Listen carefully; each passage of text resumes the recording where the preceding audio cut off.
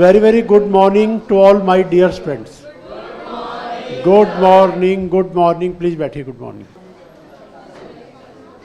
Hi, please page number 217.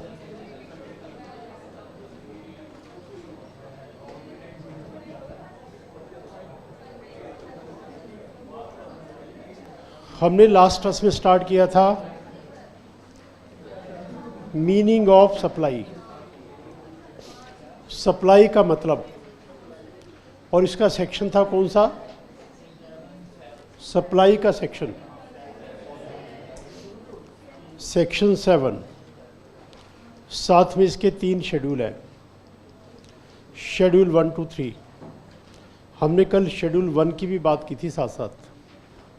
Section 7 और साथ में 3 शेड्यूल हैं, शेड्यूल 1 to 3. तो फर्स्ट शेड्यूल की बात की थी. फर्स्ट शेड्यूल में क्या था? वैसे तो सप्लाई के लिए कंसिडरेशन चाहिए, लेकिन कभी कभी बिना कंसिडरेशन के भी सप्लाई है. तो बिना कंसिडरेशन वाली बात कहाँ थी?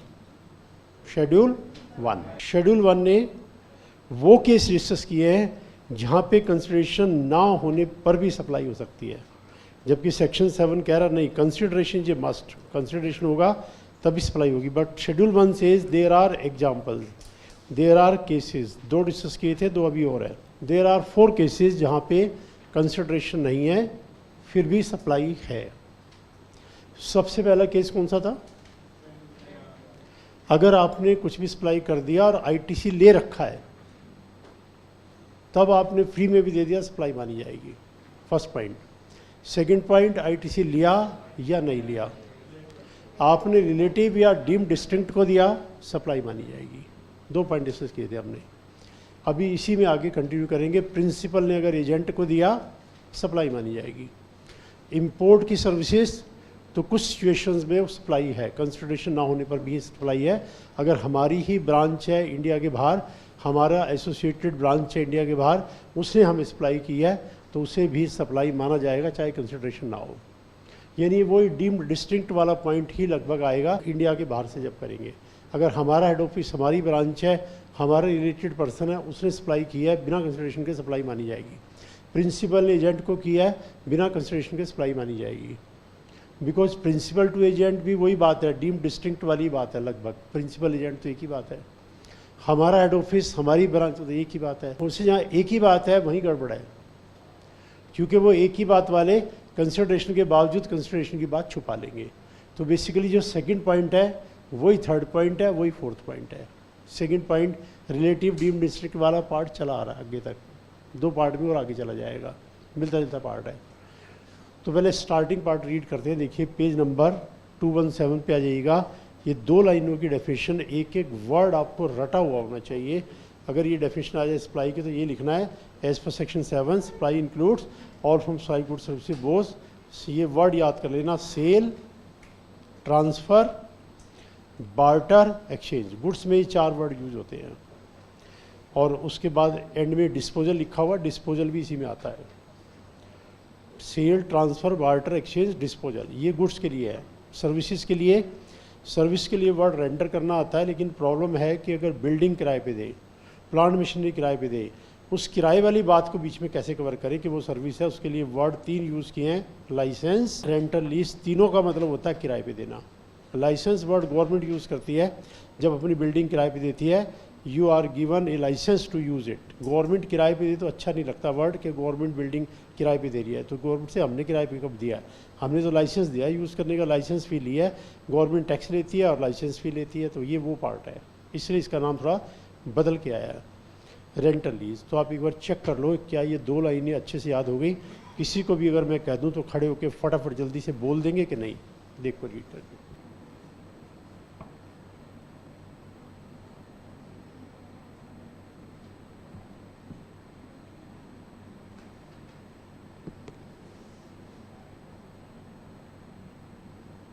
और देखिए शेड्यूल 1 था क्वेश्चन नंबर 2 में कि अगर कंसिडरेशन नहीं है फिर भी सप्लाई है. पहला पॉइंट क्या था? अगर आप बिजनेस का कोई भी एसेट ट्रांसफर करेंगे फ्री ऑफ कॉस्ट, लेकिन आपने आईटीसी ले रखा है तो सप्लाई माना जाएगा, आईटीसी नहीं ले रखा तो सप्लाई नहीं माना जाएगा.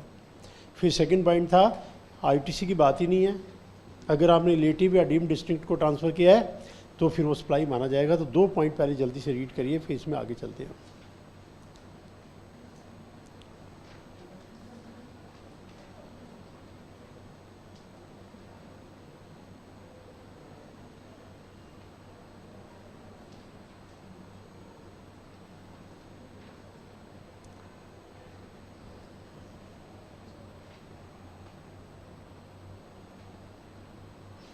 अच्छा, एक 218 पर एक एग्जांपल था जो मैं कह रहा था सेकंड पॉइंट में कवर्ड है, उसको मैं यहीं करेक्ट करा देता हूँ।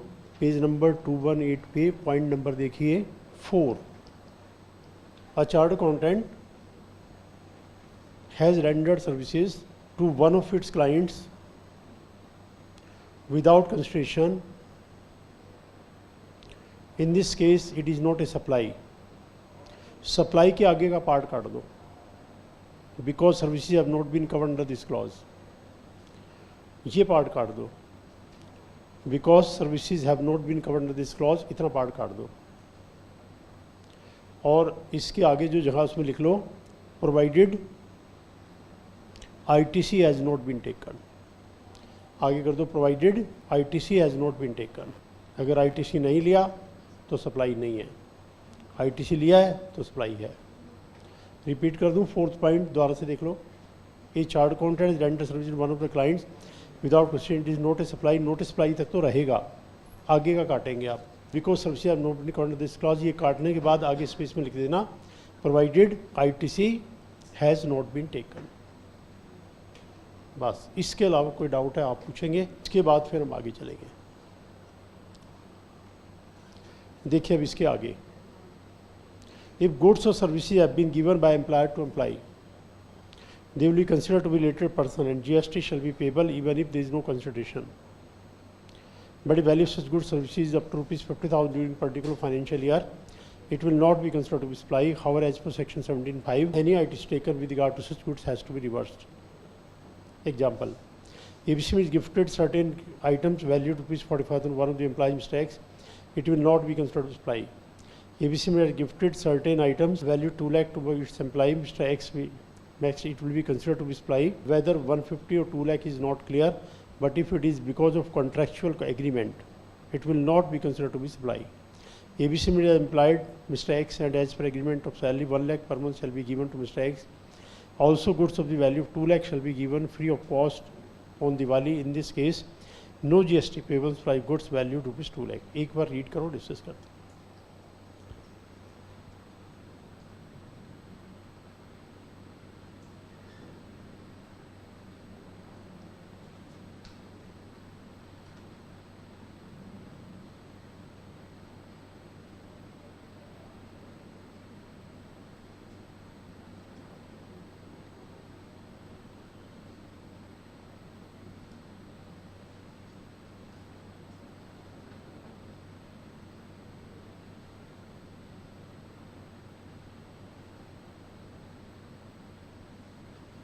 देखो अब इसका मीनिंग समझते हैं। पहले तो सप्लाई की डेफिनेशन है सेक्शन 7 में। Supply includes sale, transfer, exchange, barter, disposal, also licence, lease, rental, इतना पार्ट। फिर है फॉर ए कंसिडरेशन, कंसिडरेशन भी होनी चाहिए। फिर है इन द कोर्स और फर्दरेंस ऑफ बिजनेस, यानी पर्सनल लेवल पे कुछ दिया तो कोई बात नहीं, घर पे रखा मेरा गोल्ड मैंने 50 लाख में बेचा है, कोई जीएसटी नहीं है। सेल भी है, कंसिडरेशन भी है, फिर भी सप्लाई नहीं है। क्यों? क्योंकि इन द कोर्स और फर्दरेंस ऑफ बिजनेस नहीं है। तो इनकम टैक्स एक्ट कह रहा है कि कैपिटल गेन हम कैलकुलेट करेंगे चाहे पर्सनल हो, जीएसटी कह रहा है नहीं करेंगे अगर पर्सनल है। दोनों में डिफरेंस देख लीजिएगा। कैपिटल गेन वहाँ निकलेगा, 50 लाख का मैं गोल्ड बेचूंगा, कैपिटल गेन कैलकुलेट करना पड़ेगा, इनकम टैक्स मुझे देना पड़ेगा, जीएसटी नहीं देना। वहाँ पे वर्ड नहीं है, एक कैपिटल गेन में ध्यान कर लीजिएगा। 45(1) profits and gains on the transfer of any capital asset shall be considered to be capital gain. वहाँ ये वर्ड है ही नहीं, in the course of furtherance of business. किसी भी तरह से आपने एसेट ट्रांसफर कर दिया, बस कैपिटल गेन का केस है। और यहाँ कह रहे हैं एसेट ट्रांसफर कर दिया, it should be in the, बोलो वर्ड याद करो ना, इन द कोर्स और फर्दरेंस ऑफ बिजनेस। बिजनेस के डायरेक्शन में बिजनेस को बढ़ाने के डायरेक्शन में, बिजनेस के रिलेशन में, बिजनेस से कनेक्टेड है, इंसिडेंटल है, इंसिलरी है, किसी भी मैनर में डायरेक्टली इनडायरेक्टली बिजनेस का पार्ट है। वो ये word furtherance of business, in the course of business और in the course of furtherance of business. ठीक है, तो ये वर्ड ध्यान रखना कि 3 बातें चाहिए सप्लाई के लिए। एक तो क्या, sale, transfer, exchange, barter, disposal, एक ही मतलब है। लाइसेंस, लीज, रेंटल, 8 वर्ड हो गए, है ना। फिर for a consideration, in the course और furtherance of business. I think अब तो याद होगी डेफिनेशन। बट देन दे से even if there is no consideration, it is a supply if it is covered in schedule 1 first part. दे के देखो आप, गुड्स सर्विस अगर आईटीसी ले रखा है, चाहे फ्री है, निकालो टैक्स। तो हमने कहा टैक्स कौन सी वैल्यू पे निकालेंगे, उन्होंने कहा ट्रांजैक्शन वैल्यू पर। मैंने कहा पेमेंट तो मैंने लिया नहीं, तो कौन सा ट्रांजैक्शन वैल्यू पर। मैंने बिल्डिंग किराए पे दी नहीं, खाली है, इनकम टैक्स डिपार्टमेंट कह रहा टैक्स रखवाएंगे। मैंने कहा जीएवी कहाँ से आएगी इसकी, मैंने तो रेंट लिया ही नहीं। तो याद करो जीएवी क्या थी उसमें, एक्सपेक्टेड रेंट, ट्रांजैक्शन वैल्यू। जिस वैल्यू पे ट्रांजैक्शन पॉसिबल है, जिस वैल्यू पे रेंट हमें मिल सकता है, यानी ये डीम्ड का कंसेप्ट सारे एक्ट में है। इसको डीम्ड का कंसेप्ट बोलते हैं, dimming fiction. Dimming fiction is कोई बात नहीं, ये नहीं है तो हम ये मान लेंगे, ये नहीं है तो फिर हम वो मान लेंगे, वो नहीं है तो फिर हम वो मान लेंगे, कुछ तो मानेंगे, निकाल तो लेंगे, छोड़ेंगे तो नहीं हम। इसको डीमिंग फिक्शन बोलते हैं। तो मिला के देखो सेम ही तो बात है। वहाँ भी एक फिक्टिशियस फिगर निकाली गई है, बट लॉजिकल है। फिक्टिशियस है बट लॉजिकल है। भाई जिस वैल्यू पे इन जनरल मार्केट में जो कुछ होता है दे दो आप टैक्स, और क्या है। भाई इन जनरल जिस रेंट के ऊपर मार्केट में जो रेंट मिलता है आप दे दो, आपने नहीं लिया तो क्या हो गया। फेयर रेंट देख लिया आपने, म्यूनसिपल वैल्यूएशन देख ली, स्टैंडर्ड रेंट देख लिया, सब तो देख लिया, अब यही तो बनता है। तो आप मिला के देखो, सारे टैक्स आपस में मिलते हैं, सारे के सारे। बस ये उसको मिलाने के लिए एक्सपर्टाइज चाहिए कि कहाँ पे मिल जाएंगे, वहीं पे इसको मिला दो, किसी से ही मिला के देख लो। अब ये सप्लाई की डेफिनेशन, ट्रांसफर की डेफिनेशन एक ही बात है। 2(47) का कंसेप्ट कैपिटल गेन का और ये सेक्शन 7 का सेम है कि भाई वहाँ वो इंसिडेंस है जिसके ऊपर टैक्स मिलना है, यहाँ ये इंसिडेंस है और बंदा इंसिडेंस से बचने की पूरी कोशिश करेगा, उसको छोड़ेंगे नहीं हम। ये वर्ड ये वर्ड ये वर्ड किसी में तो आएगा। तू कहेगा सेल नहीं है, हम कहेंगे ट्रांसफ़र तो है। तू कहेगा ट्रांसफ़र नहीं, हम कहेंगे डिस्पोजल तो है। तू कहेगा डिस्पोजल नहीं है, हम कहेंगे एक्सचेंज होगा, फिर बार्टर होगा, कुछ तो होगा। तो पीछे पर्पज़ ये है इसका। तो शेड्यूल 1 पहला पॉइंट कौन सा है, चाहे गुड्स बेचो, चाहे सर्विस बेचो, चाहे फ्री ऑफ कॉस्ट बेचो, हमें नहीं पता, आईटीसी आपको नहीं लिया है तो टैक्स देना पड़ेगा। ठीक है। दूसरा पॉइंट, अगर रिलेटिव को दिया है, डीम्ड डिस्ट्रिक्ट को, आईटीसी वाईटीसी कोई बात नहीं है, देना पड़ेगा। अब ये पार्ट जो अब डिस्कस किया है वो पार्ट ये है, अगर एम्प्लॉयर एम्प्लॉय को कुछ देता है तो गवर्नमेंट से दे आर रिलेटेड पर्सन। सबसे पहले आपको ये समझना है, रिलेटेड पर्सन की कुछ बात हमने इनकम टैक्स में भी की थी। देखो, एक तो वर्ड रिलेटिव है, वो तो ह्यूमन बीइंग के लिए यूज़ होता है, और एक वर्ड रिलेटेड है, वो अदर देन ह्यूमन बीइंग के लिए यूज़ होता है। याद करिए 40A2, चाहे रिलेटिव चाहे रिलेटेड। रिलेटिव की डेफिनेशन इनकम टैक्स एक्ट के कौन सेक्शन में है, जनरल डेफिनेशन है। एक तो स्पेशल है गिफ्ट की 56(2)(10) वाली, और एक जनरल है, क्लबिंग ऑफ इनकम में जनरल आई थी, याद करो क्लबिंग ऑफ इनकम में। फिर 2(22) मीनिंग ऑफ डिविडेंड में जनरल आई थी। फिर उसके अलावा और कई जगह जनरल आई थी, और फिर मैंने कहा था ये पूरे इनकम टैक्स एक्ट में देखो ये डेफिनेशन चलती है जनरल। 2(41) रिलेटिव।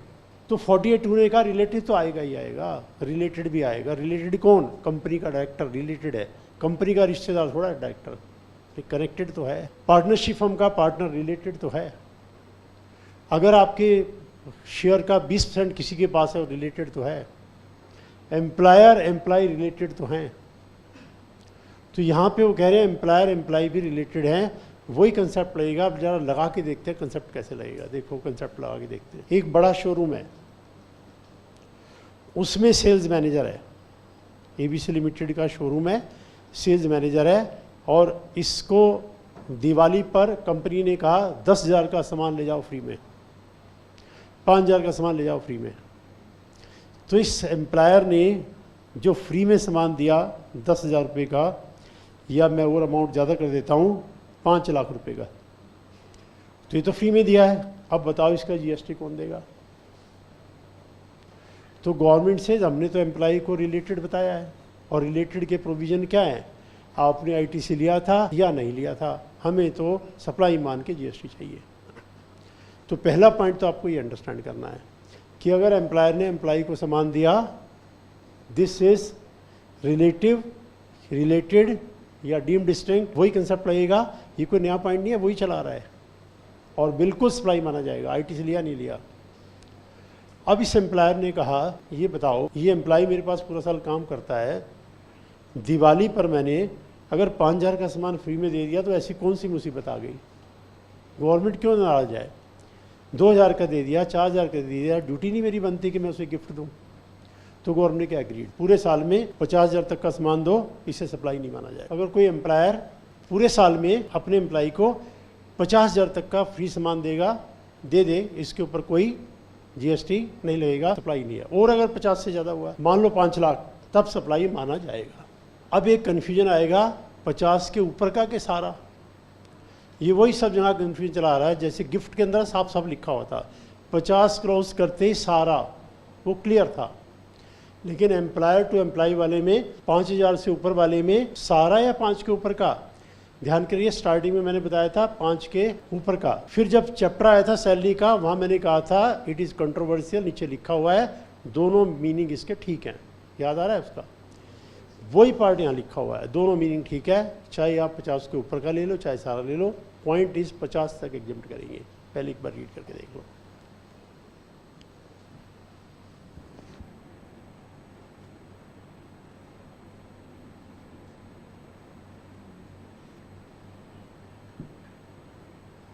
देखो, मैं वो एक बात फिर रिपीट कर दूं, जो इंटर में है सारा फाइनल में है। एक बार समझने के लिए ऑफ कोर्स मेहनत करनी पड़ेगी।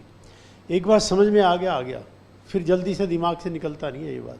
तो एक बार बात समझ में आ गई कि भाई वो ये कहना चाह रहे हैं, लेकिन ये जो लॉ मेकर कहना चाह रहा है वो लॉ नहीं समझा रहा, ये तो पता नहीं फिलॉसफी ऑफ लाइफ समझाया जा रहा है। कोई ऐसा लग रहा है कोई लॉ स्टडिंग है, पूरी कोई फिलॉसफी पढ़ रहे हैं।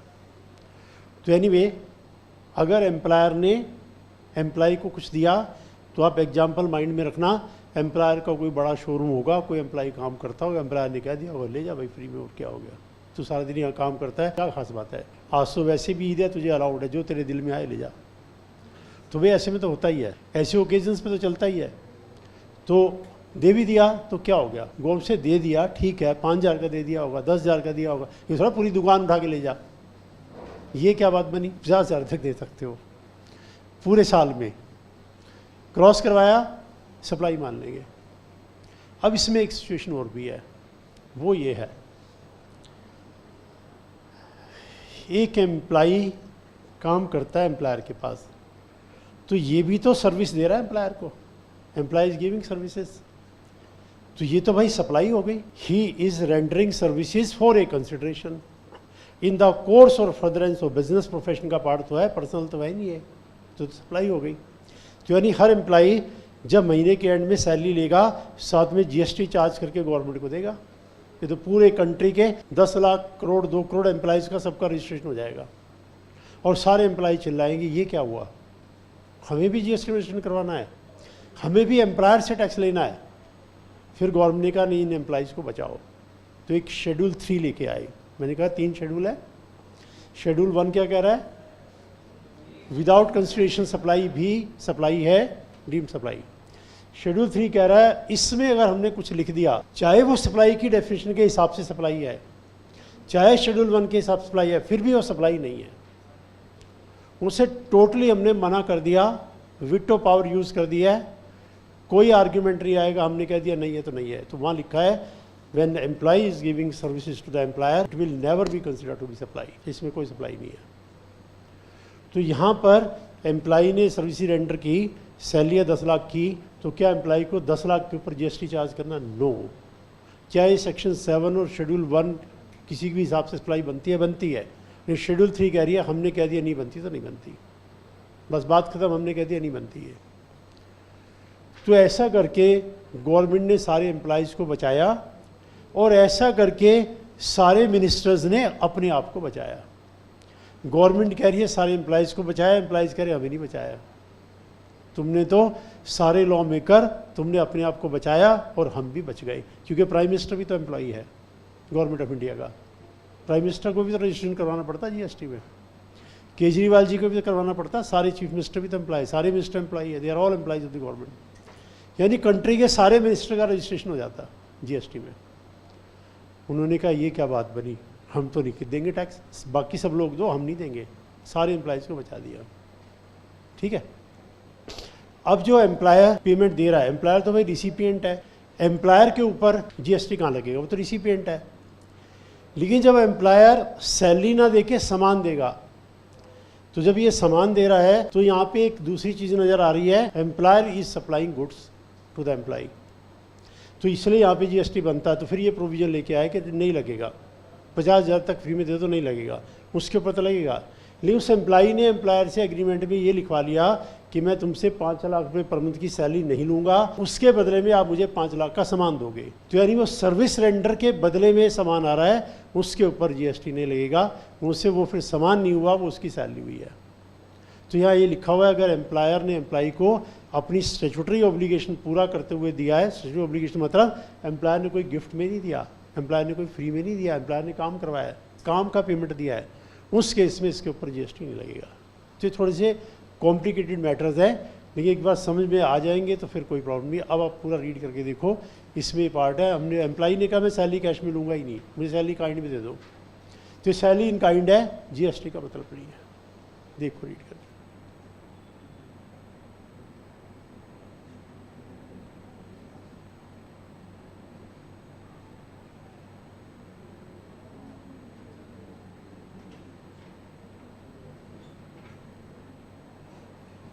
देखो अब इसके द्वारा से रीड करते हैं, पूरा समझ में आएगा।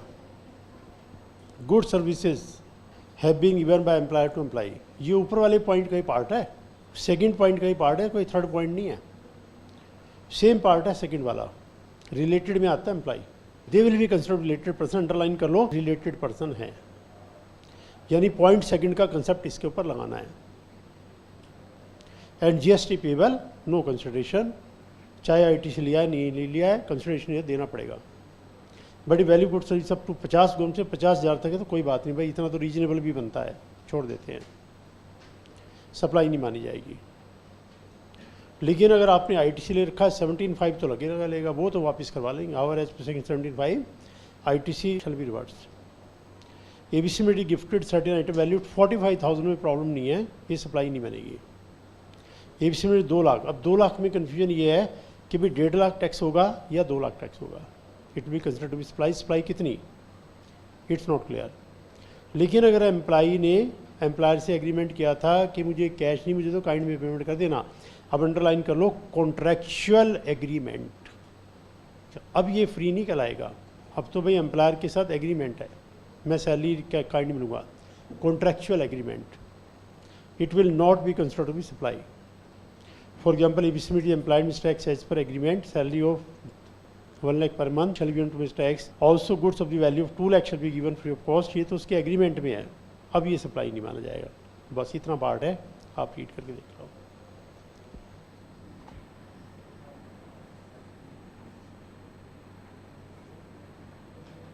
अब आगे देखिए third point, supply of goods by principal to agent. Any supply of goods by principal to agent where the agent undertakes to supply such goods on behalf of the principal shall be given to supply.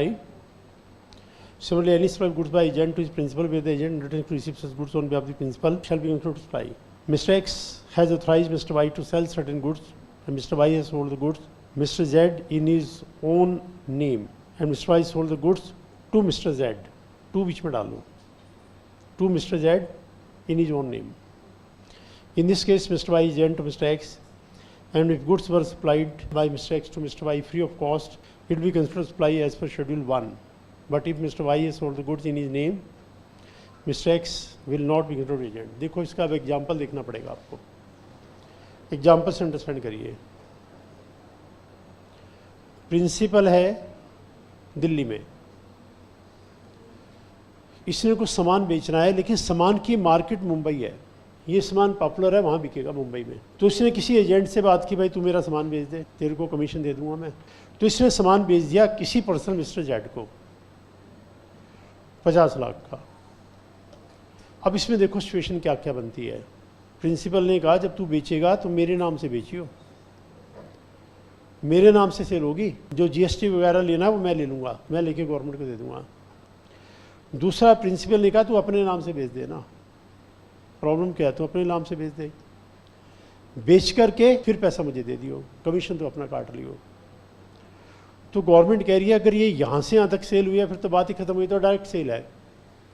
अगर आपने free में दे दिया मान लो 50 लाख की बजाय, तो case वही बनेगा, सबसे पहला आईटीसी लिया था तो सप्लाई माना जाएगा, वरना आईटीसी वापस कर दो, ये तो फर्स्ट केस बन जाएगा। अगर वो आपका रिलेटिव या डीम्ड डिस्ट्रिक्ट पर्सन तो सेकंड केस बन जाएगा। लेकिन हमने क्या किया, इस एजेंट ने अपने नाम से बेच दिया। तो ये कह रहा भी मैंने तो एजेंट को देखो फ्री में दिया था, एजेंट ने आगे बेचा है। तो गौ से अगर आप अपने एजेंट के थ्रू बेचते हो तो इसको 2 सेल मानी जाएगी, one is sold by you to this person, other is sold by this to this person. चाहे आप फ्री कह रहे हो, हम इसे सप्लाई मानेंगे और आपको बाकायदा जीएसटी चार्ज करना है, और ये जीएसटी का आईटीसी लेगा, फिर ये जीएसटी चार्ज करेगा, आउटपुट से आईटीसी माइनस करके गवर्नमेंट पेमेंट करेगा, ये भी सप्लाई मानी जाएगी। 2 सप्लाई मानी जाएंगी, एक प्रिंसिपल टू एजेंट और एक एजेंट टू सब्सिक्वेंट पर्सन। लेकिन अगर ये बिल आपके नाम में इशू कर दे तो सप्लाई एक मानी जाएगी। एक मानने पर शेड्यूल 1 का फर्स्ट पॉइंट या सेकंड पॉइंट लगता है तो लगा देंगे। लेकिन अगर आप कह रहे हो मैं तो एजेंट को ऐसे फ्री में दिया था, एजेंट ने बेचा, एक ही तो सेल है, उनसे नहीं, एक नहीं 2 है, ये वाली फ्री, ये भी सेल है।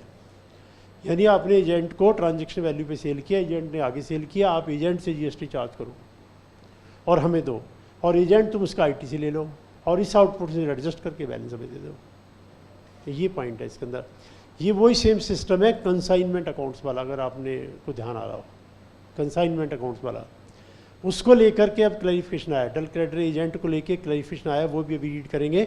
और उसका पूरा का पूरा क्वेश्चन अब की बार आ गया, 5 नंबर या 6 नंबर का डल क्रेडिटर एजेंट का पूरा क्वेश्चन था कि उसने ऐसे ऐसे भेजा है, उसने फिर ये किया, उसने फिर ये किया, इसने फिर वो किया, इसने फिर वो किया।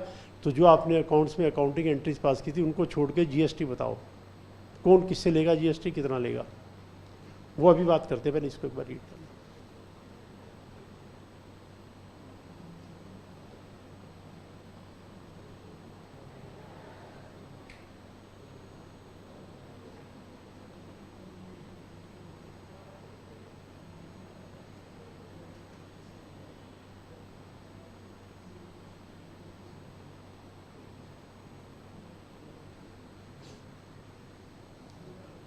आप बताओ सामान कंसाइनी अपने नाम में बेचता है कि कंसाइनर के नाम में? बिल जो बनाएगा कंसाइनी अपने नाम से कि कंसाइनर के नाम से?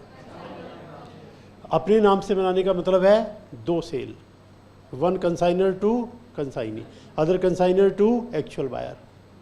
और अगर कंसाइनी कंसाइनर के नाम से बिल बना दे, फिर कंसाइनी बीच में कहा, वो तो हट गया, वो तो एक ही सेल मानी जाएगी। This same thing is mentioned here. अगर कंसाइनी अपने नाम से बेच रहा है तो कंसाइनर, तुमने कंसाइनी को बेच दिया, ये हमारा प्रिजम्पशन है।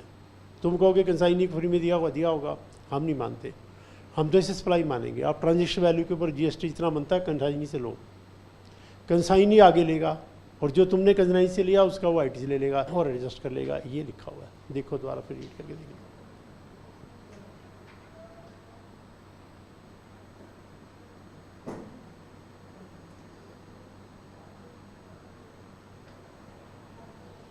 क्योंकि कंसाइनर कंसाइनी वाली बात आपको ज़्यादा अच्छी समझ में आएगी, ऑलरेडी वो पार्ट आपने किया हुआ है। तो सीधा सीधा हिसाब है, कंसाइनर कंसाइनी पे बिल रेज करेगा जीएसटी में, कंसाइनी आगे बिल रेज करेगा। चाहे कंसाइनर ने फ्री में भेजा था सामान कि बिक जाएगा तो पेमेंट दे दियो, उससे नहीं, उस फ्री को भी सप्लाई मानेंगे। देखिए ये माइक सिस्टम मेरे पास है, अब मैं इसे बेचना चाह रहा हूँ, ये मुझे मिला, इसने कहा सर एक बंदा मुझे जानता है, वो मंदिर में जो है माता की चौकी पे वो सब करता है, और मैं आपका ये बिकवा देता हूँ। तो मैंने कहा ये ले भाई बिकवा दे, जब बिक जाएगा तो पैसा दे दियो। तो अब बेचने के दो तरीके हैं, या तो मैं बिल डायरेक्ट मेरे नाम में बनवा दे कि भाई मुझे कुछ नहीं पता, बिल वो बनेगा उनके नाम से, उनको दे दो पेमेंट, मैं बीच में नहीं। दूसरा, अरे नहीं वो कौन होते हैं, मेरा है ना माइक, मैं बेच रहा हूँ, अपने नाम से बिल बना के दे दिया। तो मैंने गवर्नमेंट को कहा मेरा जीएसटी किस बात का, मैं तो ऐसे फ्री में पकड़ाया था, इनको दे देना, बाद में पेमेंट आया, इन्होंने बेचा है। उससे नहीं, दो सेल है, एक आपने इनको बेचा है फ्री में है तो क्या हुआ, सप्लाई मानी जाएगी, जीएसटी लो। एक इन्होंने उनको दिया, जीएसटी लिया, जो मैंने इनसे लिया वो आईटीसी लेके एडजस्ट कर ले, ये रहेगा। दो सिचुएशन बनती है, डायरेक्ट या वो। अभी डल क्रेडिटर वाली क्लैरिफिकेशन रीड करेंगे तो आपको क्लैरिफिकेशन में उसकी जरूरत ही नहीं पड़ेगी। वही बात जो मैं कहता हूँ, जब क्लैरिफिकेशन आएगा तो आधे ज़्यादा स्टूडेंट कहते हैं इसमें क्लैरिफिकेशन वाली कौन सी बात है। यही बात तो मैं भी बोल रहा हूँ, यही बात मैं दोबारा फिर बोलूँगा। तो ये समझने के बाद कोई प्रॉब्लम नहीं है। एक इसमें उल्टा पार्ट भी है, वो उल्टा पार्ट ये है, देखो, where the agent under supply goods on behalf of the principal shall be supply where any supply goods by an agent to his principal, where the agent undertakes such goods on behalf of principal shall be considered to be supply। एक principal to agent है, एक agent to principal है, दो तरह से case बनते हैं। अभी मैं इसका केस बनाता हूँ, एक बार आप और रीड कर लो इसको।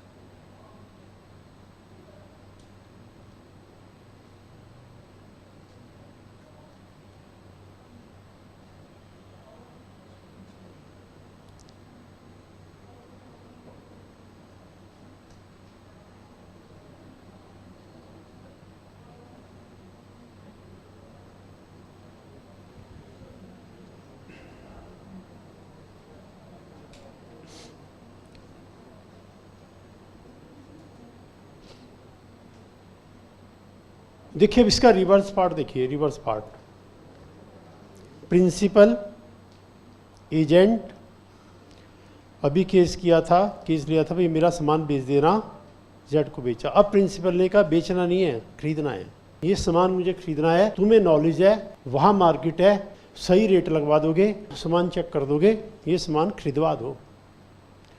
तो इसने इससे बात की कि भाई हमने सामान खरीदना, अब उल्टा हो गया, खरीदना है। तो एक तरीका तो ये है कि इससे सामान खरीदा, उसने डायरेक्ट बिल इसके नाम का बनवा दिया, तो ये तो सीधा सीधा एक डायरेक्ट सेल होगी, वहाँ पे एजेंट बीच में से निकल गया। दूसरा, इसने कहा नहीं बिल तू मेरे नाम में बना और फिर मैं आगे बनाऊंगा बिल इनके नाम में, तो ये दो मान लिए जाएंगे, दो पर्टिकुलर सेल ट्रांजेक्शन बनेगी, एक इधर इधर, चाहे वो फ्री हो चाहे वो पेमेंट हो, do not matter. Actual example मैं लेके दिखाता हूँ कैसे। दिल्ली मेट्रो है, इनको पिलर बनाने के लिए सीमेंट खरीदना है पिलर के लिए, और कितना सीमेंट लगता होगा आपने भी देखा होगा, कितना सरिया लगता होगा आपने भी देखा होगा। अगर मुझे थोड़ा सा सामान खरीदना है भाई, 40 रुपये किलो मिल सकता था, दुकानदार ने 42 रुपये लगा ली, तो क्या हो गया, 2 रुपये वाल तो ले ले। मुझे 2-4 किलो ही तो खरीदना था, लेकिन मुझे 1000-2000 क्विंटल खरीदना हो और 2 रुपये का भी फ़र्क हो, बहुत बड़ी बात है। 2 किलो उसने मुझे ख़राब दे दिया तो क्या हो गया, अगर 2 करोड़ रुपए का सामान खराब दे दिया तो सोच के देखो क्या हो जाएगा। तो जो बड़ी बड़ी ट्रांजैक्शन होती है इसमें ऐसा नहीं आंख बंद करके सामान खरीद लें, उसके लिए मार्केट के अंदर एक्सपर्ट बैठे हुए हैं, सामान खरीदना हमसे बात करो, हम आपको दी बेस्ट दिलवाएंगे, टाइम पे डिलीवरी दिलवाएंगे और कम से कम रेट पे दिलवाएंगे, डायरेक्ट फैक्ट्री से आपकी बात कराएंगे, कोई होलसेलर कोई रिटेलर बीच में नहीं है। तो पहले बात समझ में आए किस सिचुएशन की हम बात करें, सिचुएशन कैसे अराइज होती है। तो मेट्रो बिल से कि भाई कोई ऐसा इंजीनियर हो जिसको पता हो कौन सी सीमेंट बढ़िया है मार्केट में, भाई अंबुजा भी आ रही है, उसका भी ऐड आता है, कौन सा किसी का ग्रेट खली का, सर मार के दीवार तोड़ देता है, कह रहे फिर मुझे बाद में किसी ने बताया अंबुजा सीमेंट लगवाओ तो टीवी में ऐड देखने के बाद वो कहेगा ये तो बहुत बढ़िया भाई अंबुजा सीमेंट।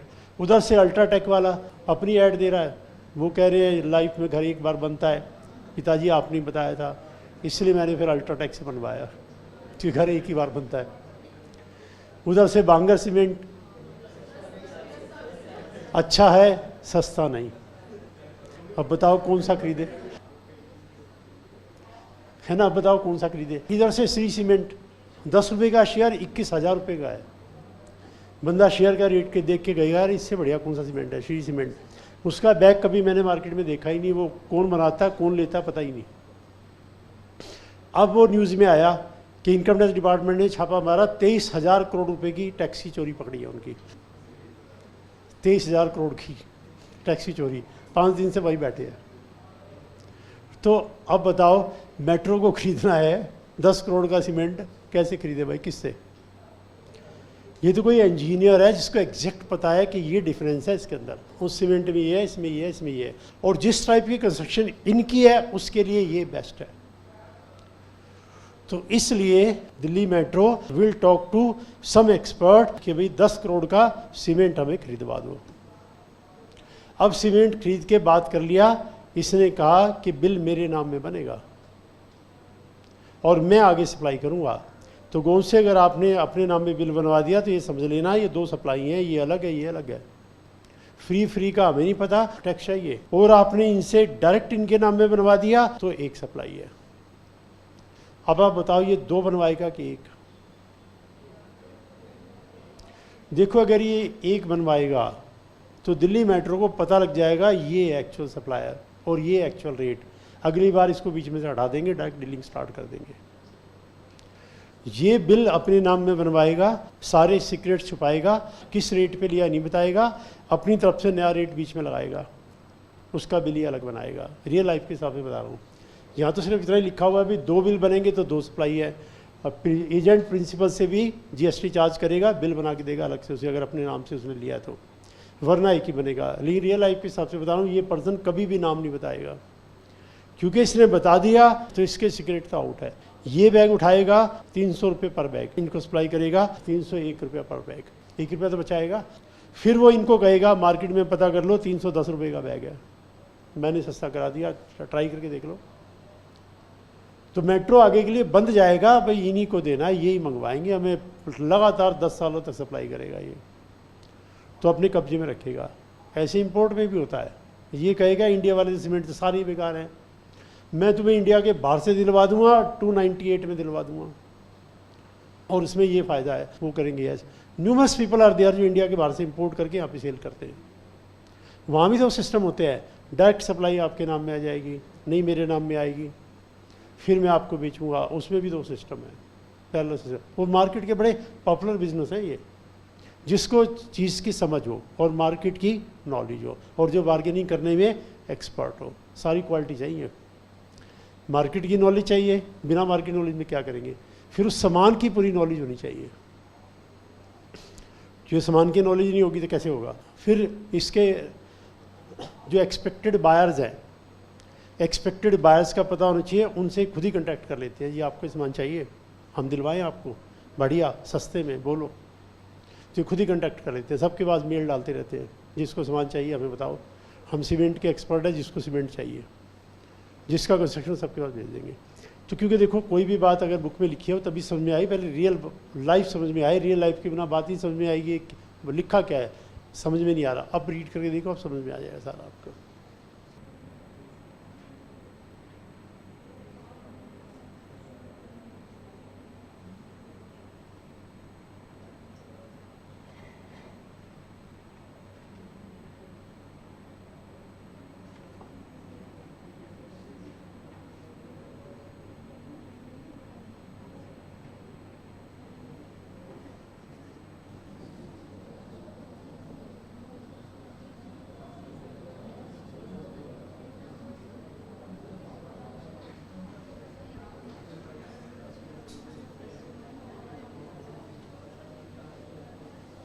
देखो नेट रिजल्ट, एक सेंटेंस है नेट रिजल्ट।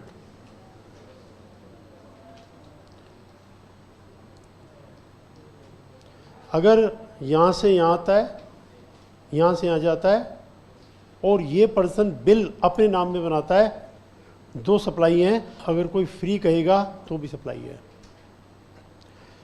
जब ये खरीदेगा, यानी ये सेलर है, बेचेगा, यहां से यहां, यहां से यहां, अगर 2 बिल बनेंगे, 2 सप्लाई हैं। अगर एजेंट कहता है प्रिंसिपल को फ्री में दिया है तब भी सप्लाई है, लेकिन यहाँ से यहाँ 1 है और यहाँ से यहाँ 1 है, तो प्रिंसिपल एजेंट की बात खत्म हो जाएगी। ये डायरेक्ट सेल है, ये डायरेक्ट परचेज है, no question of principal agent. तो शेड्यूल 1 के पॉइंट 1 या 2 में चला जाएगा।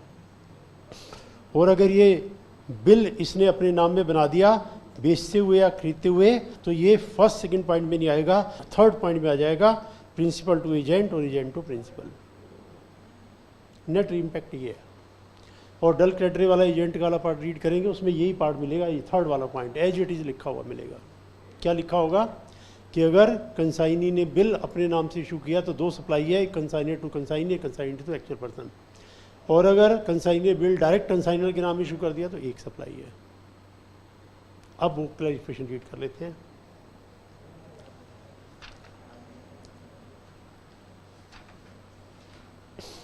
Page number 224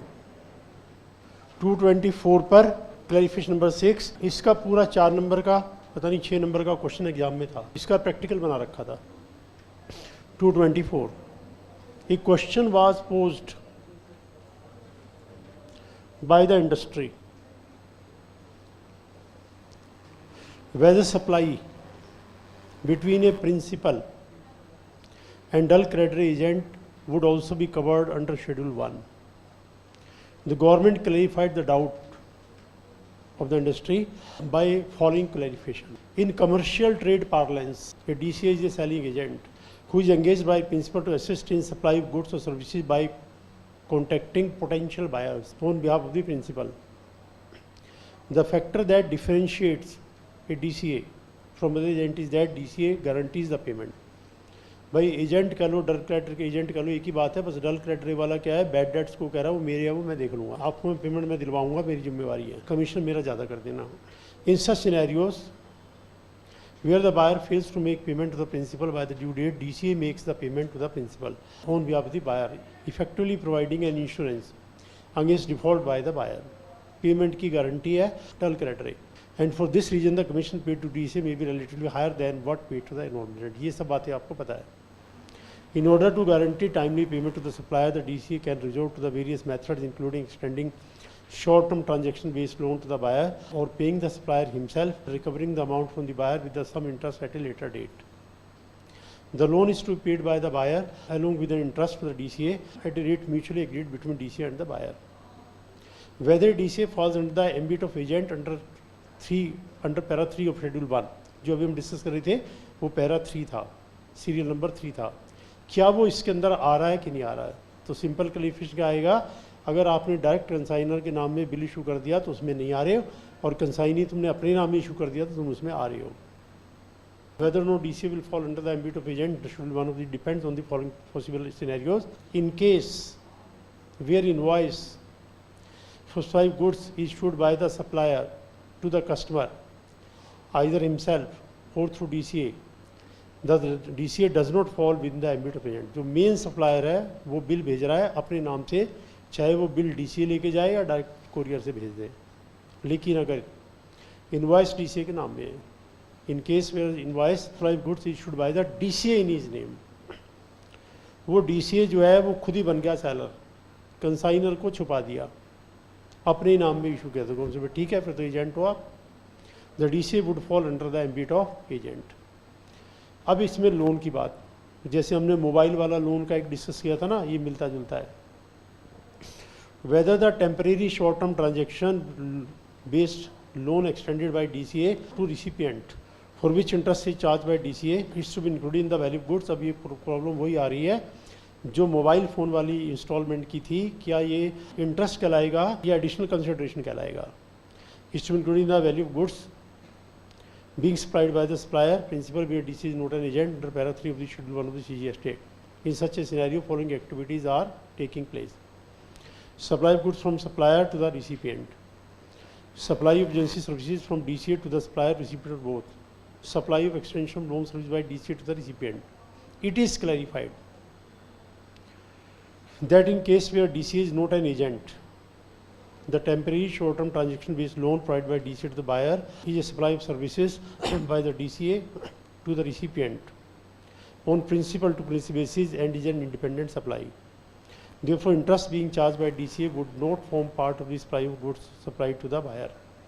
Where DCA is an agent, यानी इनवॉइस अपने नाम में दिया है, फिर लोन दिया है, तो फिर ये एडिशनल कंसिडरेशन बन जाएगा under Para 3 of the CGS Act and makes payment to the principal on behalf of the buyer, charging interest to the buyer for the delayed payment along with the value of goods being supplied whether the interest will form part of this value of supply of goods, service or not. In this scenario, following activities takes place: supply of goods by supplier to the DCA, further supply of goods by DCA to the recipient, supply of agency by DCA to the supplier or the recipient both, extension of credit by DCA to the recipient. It is clarified in such cases where DCA is agent under para 3 of the Schedule 1 of the CGST Act. The temporary short-term transaction-based credit being provided by DCA to the buyer no longer retains its character of independent supply and is subsumed in the supply of goods by the DCA to the recipient. It is emphasized that the activity of extension of credit by DCA to the recipient would not be considered as a separate supply. It is in the context of supply of goods made by DCA to the recipient. It is further clarified that the value of interest charged for such credit would be required to be included in the value of supply. तो इसका मैं meaning आपको बताता हूँ, 2 sentence में meaning cover हो जाएगा. एक बार फिर भी आप रीड कर लो, मीनिंग सिर्फ 2 सेंटेंस का है, लेकिन जो ओरिजिनल बात लिखी है वो भी पढ़ दो आप.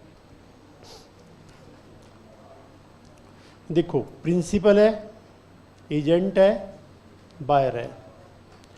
यहाँ से यहाँ की डायरेक्ट सप्लाई है, बिल इनके नाम में बना है और लोन इसने दिया है. ये सेपरेट लोन ट्रांजैक्शन है, इंटरेस्ट एडिशनल कंसिडरेशन नहीं है. यहाँ पर दूसरा केस, बिल इसने अपने नाम से दिया है, साथ में लोन दिया पेमेंट के लिए, तो सप्लाई ये पर्सन इसको कर रहा है, तो इंटरेस्ट भी बीच में जोड़ेगा, एडिशनल कंसिडरेशन बन जाएगा. अगर बिल प्रिंसिपल के नाम में बना है, लोन इसने दिया है, वो सप्लाई अलग बात है और ये लोन अलग बात है, उसका इंटरेस्ट एडिशनल कंसिडरेशन नहीं है, उससे पर कोई जीएसटी नहीं है. और इसने बिल अपने नाम में दिया है, ये वही केस है मोबाइल वाला, सेम, एग्जैक्टली 100% सेम. बिल अपने नाम में दिया है, लोन भी इसी ने दे दिया, सप्लायर ने, तो उनसे वो इंटरेस्ट भाई सीधा सीधा एडिशनल कंसिडरेशन है, वो तो वैल्यू ऑफ सप्लाई का पार्ट है और वो उसके अंदर आएगा. सेम क्लैरिफिकेशन था मोबाइल वाले में, सेम यहाँ है. लैंग्वेज बस देखो, जो गवर्नमेंट की लैंग्वेज होती है वो ऐसी होती है, फ़र्क लैंग्वेज का ही होता है. हमारी लैंग्वेज में मैं इसको 2 सेंटेंस में लिख के कवर कर दूंगा, लेकिन थोड़ा सा कहीं कहीं ओरिजिनल भी देखना चाहिए कि भाई ओरिजिनल लैंग्वेज क्या होती है. तो आप एक बार रीड करके देखो.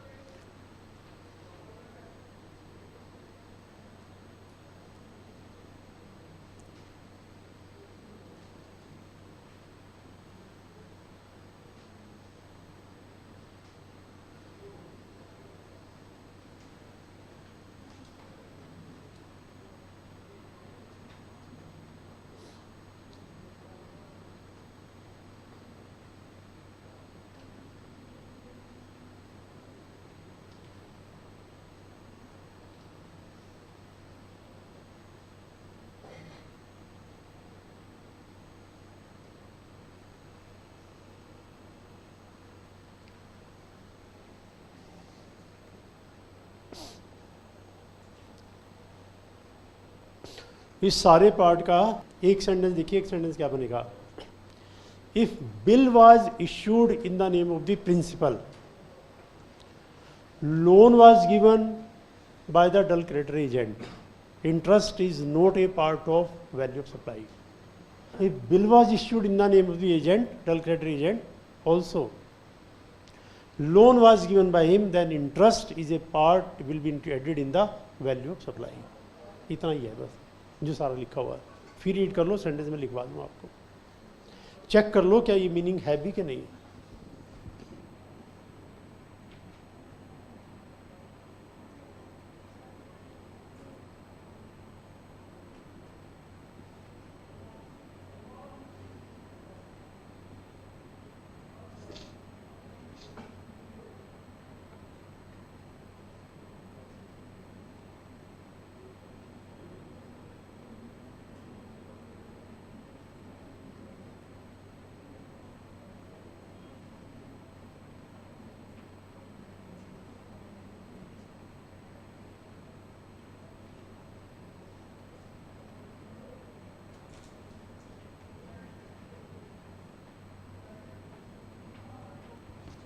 अब जो पेज 225 के नीचे स्पेस है उसमें लिख लो, 2 सेंटेंस में लिखवा रहा हूँ. इस सारे का मीनिंग 2 सेंटेंस में आएगा.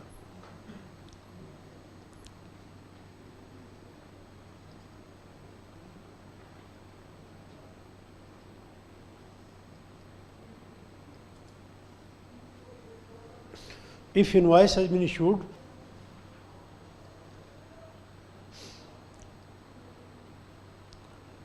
इन द नेम ऑफ प्रिंसिपल। असली बात यह है कि इनवाइस किसके नाम में है?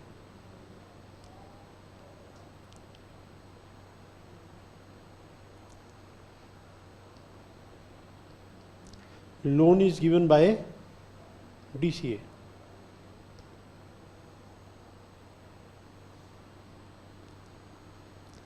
Interest will not be included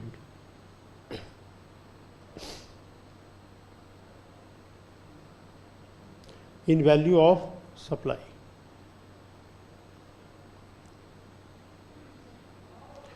but if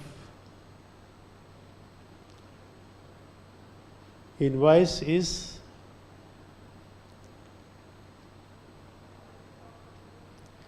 in the name of DCA,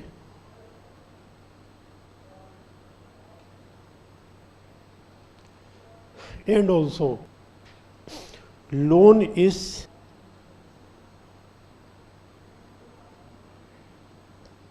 given by DCA, interest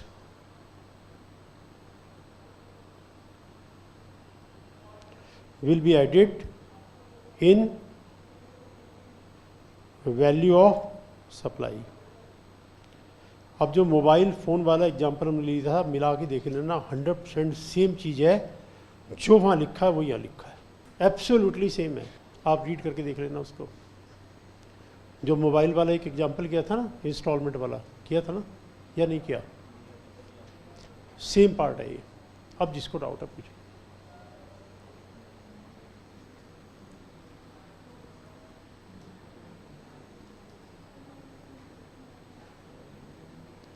value of supply में हमने वो मोबाइल वाला एग्जांपल किया था, दिखाऊं दोबारा? देखो, रेफरेंस तो अब जो भी आएगा पीछे का ही आएगा।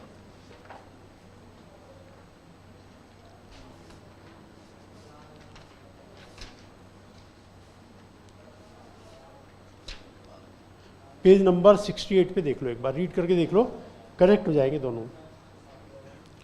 पेज 68 पर रीड करके देख लीजिएगा, clarification regarding applied GST on additional penal interest.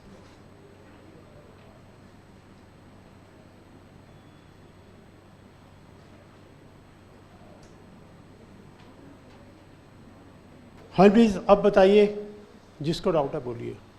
Same clarification है। सप्लाई देने वाला खुद ही लोन दिए जा रहा है, इंटरेस्ट वैल्यू का पार्ट है। सप्लाई देने वाला कोई और है, लोन देने वाला कोई और है, इंटरेस्ट वैल्यू का पार्ट नहीं है। मैं खुद ही सामान बेचे जा रहा हूँ, मैं खुद ही लोन दिए जा रहा हूँ, इंटरेस्ट सप्लाई का पार्ट है। सामान मैं बेचे जा रहा हूँ, लोन ये दे रहे हैं उसी पर्सन को, इंटरेस्ट सप्लाई का पार्ट नहीं है। इतनी सारी कहानी वहाँ लिखी, इतनी सारी कहानी है यहाँ लिखी, एक सेंटेंस का मीनिंग है इसका। तो आप ये सोचो, ये मैंने आपको इतना सारा पढ़वा दिया यहाँ, तो आपको नहीं लगता मैंने आपका इतना टाइम खराब करवाया? मानते हो ना? 224 पेज पे, 225 पे पेज, इससे अच्छा पहले लिखवा देता मैं ये। ऐसे किसी को परेशान करना अच्छी बात है? अब आप सुन लीजिए दूसरी बात। मान लो section 7 meaning of supply, client आपके पास आता है, वो बताता है जी ऐसे है, ऐसे ऐसे ऐसे। सारा सेक्शन आपने देख लिया है, समझ में नहीं आ रहा, ये तो कोई न्यायिक केस ले आया। तो क्या वे आउट होता है, हम इसको नेट पे सर्च करेंगे, सेक्शन 7 के केसेस। अब ये 50 केस मिल गए सेक्शन 7 के, एवरेज हर एक 20 पेजेस का है। 50 केस 20 पेज के आपको पढ़ने हैं, और सबकी भाषा यही है, ये वाली। और ये आपने ज़िंदगी में कभी देखे नहीं। दोनों हाथ खड़े हो जाएंगे, कुछ नहीं कर पाओगे। और बार बार बीच में थोड़ा थोड़ा पार्ट रीड करवा दिया, इसी में दिमाग लगाते लगाते लगाते एक दिन वो आ जाएगा 50 जजमेंट है 20-20 पेज की इस भाषा वाली को 2-2 बार पढ़ के मीनिंग निकाल दो कि ये रहा मीनिंग हम कह रहे हैं। जिसमें हिम्मत है चैलेंज कर ले, ये मीनिंग है। यानी सर जो है दीवार में मारना आ जाता है, और जब तक सर दीवार में मारना नहीं आएगा, एक प्रोफेशनल कभी प्रोफेशनल बनता ही नहीं है। जो पजल आते हैं, पजल सॉल्व करते हैं ना, पहेलियाँ ये वो सब क्या करते हैं, वही दीवार में सर मारना सिखाती है ना। हिम्मत नहीं हारनी भाई, सोल्यूशन निकाल के मानेंगे। ये थोड़ी थोड़ी सैंपल है, जिसने इस बात को समझ लिया कि दीवार में सर मारना है, उसी का दिमाग तेज होगा, दिमाग तेज नहीं, वरना फिर वो, ये तो आपकी पूरी लाइफ यही है, आपको पूरी लाइफ यही पढ़ने हैं। दो टाइप के स्टूडेंट है, एक कहता है यार सिंपल सर की लैंग्वेज पढ़ी क्या बड़ा बेकार है, हम तो वो पढ़ेंगे जो ओरिजिनल है, हम तो वो भाषा यूज़ करेंगे। पढ़ने वाला देखे हमने कौन सी भाषा यूज़ की, ये कौन सी भाषा है, ये कोई लॉ की लैंग्वेज है, ये तो माई बेस्ट फ्रेंड कैसे है। वो लॉ मैन है, ये ले मैन है, दिस इज ले man, that is law man. आपको ले मैन बनना है कि लॉ मैन बनना है, लेकिन लॉ मैन बनने का रास्ता यहीं से जाता है, गली यही है, निकलना इसी गली से पड़ेगा, डेस्टिनेशन वही है, तो डेस्टिनेशन भी ध्यान रखना वही है। समझदार बच्चे क्या करेंगे, इसमें कुछ एक वर्ड सेंटेंस इसके मिलाएंगे, फिर जो कॉकटेल में जो मज़ा आएगा वो बात ही कुछ और है। कॉकटेल का मज़ा कुछ और होता है ना। तो मैंने अब आपको सारी बात बता दी है, मैं भी कुछ सोच समझ के दिखा रहा हूँ आपको लैंग्वेज, पता लगे टेक्निकल लैंग्वेज क्या होती है। आप बताइए, जो बंदा ये वाली भाषा लिख सकता है, क्या वो ये नहीं लिख सकता? जिस लॉ मेकर ने ये लिखा, क्या उसको ये नहीं लिखना आता जो उसको ये लिखना आता, वो इसमें ना लिख देता? ये लीगल लैंग्वेज नहीं है। लीगल टर्मिनोलॉजी में जब तक आप नहीं लिखोगे, कोई भी कमिश्नर आपकी तरफ ध्यान नहीं देगा, कोई कमिश्नर अपील ध्यान नहीं देगा, वो कहेगा ये व्हाट इज दिस। आपको लीगल टर्मिनोलॉजी में बात करनी चाहिए, एक एक वर्ड टेक्निकल होना चाहिए आपका सेलेक्टेड। इससे मैं दिखा रहा हूँ आपको, इसलिए मैं बार बार रीड कर रहा हूँ, बार बार दिखा रहा हूँ कि बहुत ज़रूरी है, फिर फाइनल में भी काम आएगा, रियल लाइफ में भी काम, वरना फिर आपने वो देखा ही नहीं होगा रियल, एक्चुअली आपने रियल देखा ही नहीं होगा, सारे डुप्लीकेट देख लिए होंगे। डुप्लीकेट रियल रियल ही होता है, ओरिजिनल ओरिजिनल ही होता है, डुप्लीकेट डुप्लीकेट ही होता है, ये तो डुप्लीकेट है। ठीक है, अब रीड करके देखो, छोड़ना नहीं किसी को भी, ना उसको ना इसको।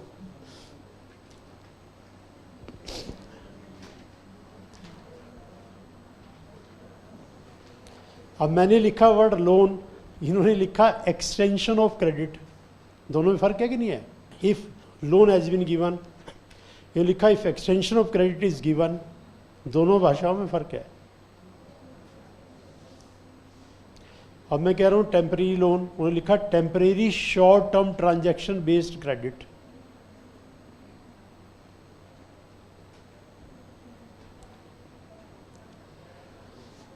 चलो अब एनीवे, प्रिंसिपल एजेंट की बात आपको समझ में आ गई। प्रिंसिपल एजेंट कब बनेंगे? अगर एजेंट अपने नाम में इनवॉइस देगा तब प्रिंसिपल एजेंट की बात आएगी, जब तक नाम में इनवॉइस, तब तक प्रिंसिपल एजेंट का कंसेप्ट ही नहीं है। ये थर्ड पॉइंट शेड्यूल 1 का बनेगा ही नहीं जब तक एजेंट अपने नाम में इनवॉइस नहीं बनाएगा। उससे डायरेक्ट प्रिंसिपल के नाम में बनाई, थर्ड पॉइंट लगेगा ही नहीं, पॉइंट फर्स्ट या सेकंड लगेगा। और लोन वाली बात, ये बात मोबाइल वाली सेम है, दोनों से नेट रिजल्ट क्या निकला? जो सप्लायर है अगर लोन वही देगा, इंटरेस्ट वैल्यू का पार्ट है। सप्लायर लोन नहीं देगा, कोई थर्ड पार्टी लोन देगी, इंटरेस्ट वैल्यू का पार्ट नहीं है।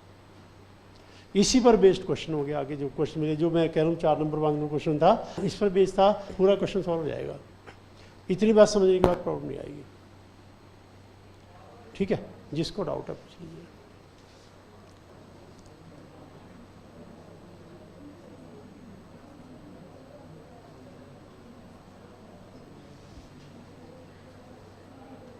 अब आइए जरा पेज नंबर 218 पर।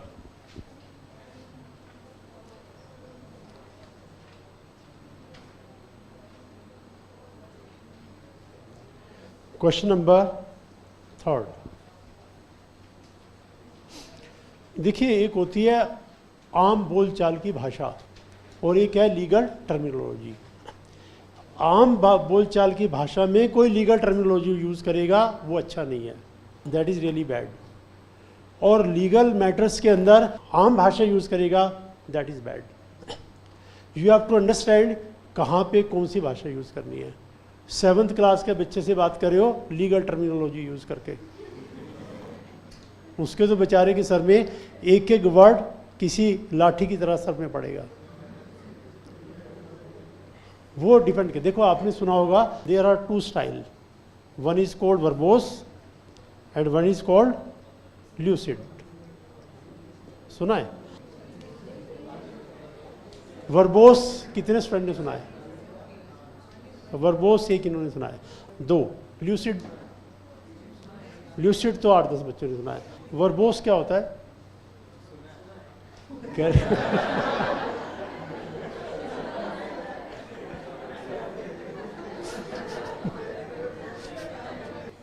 किसके मुंह से सुना आपने?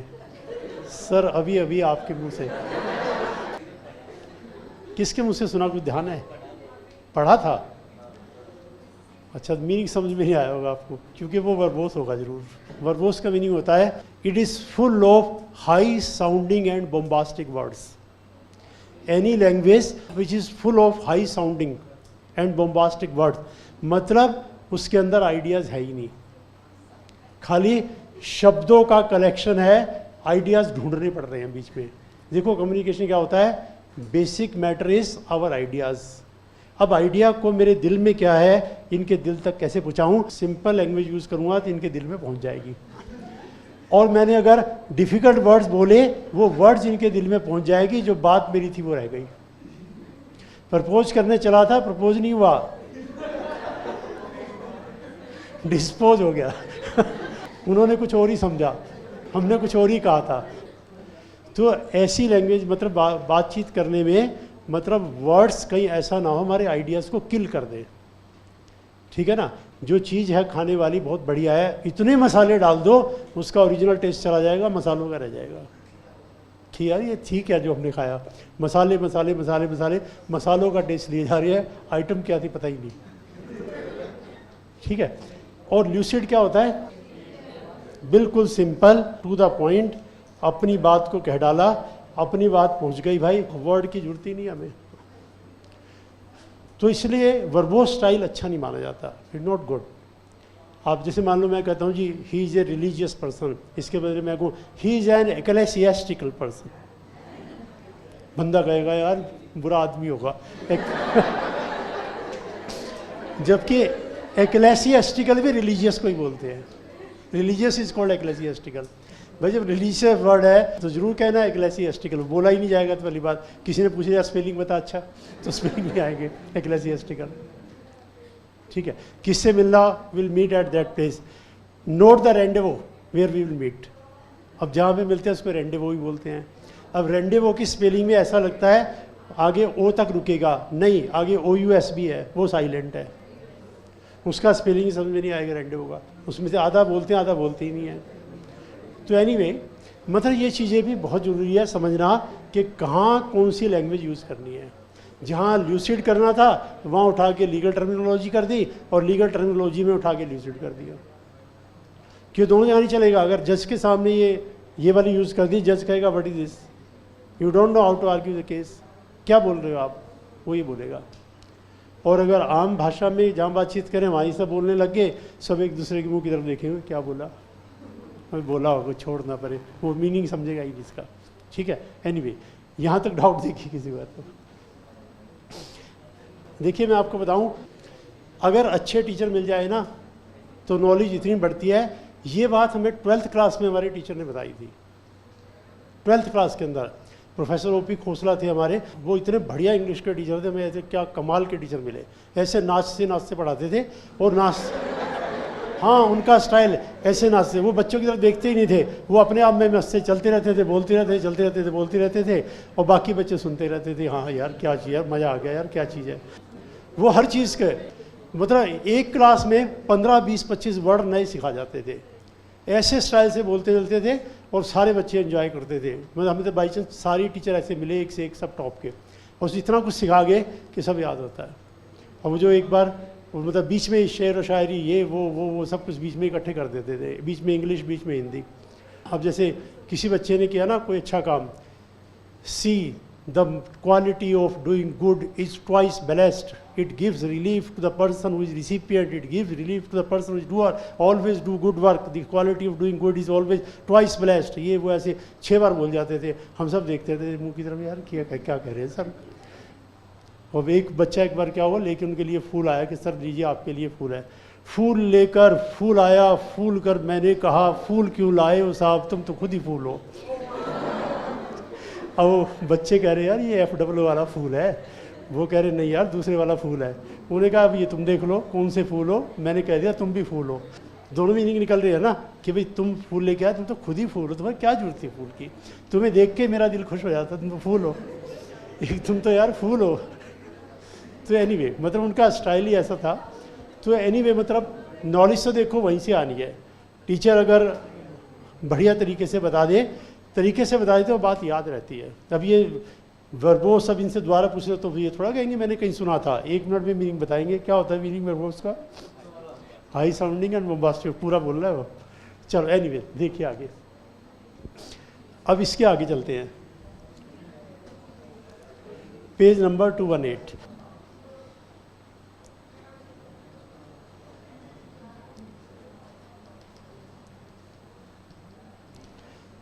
Question number 3।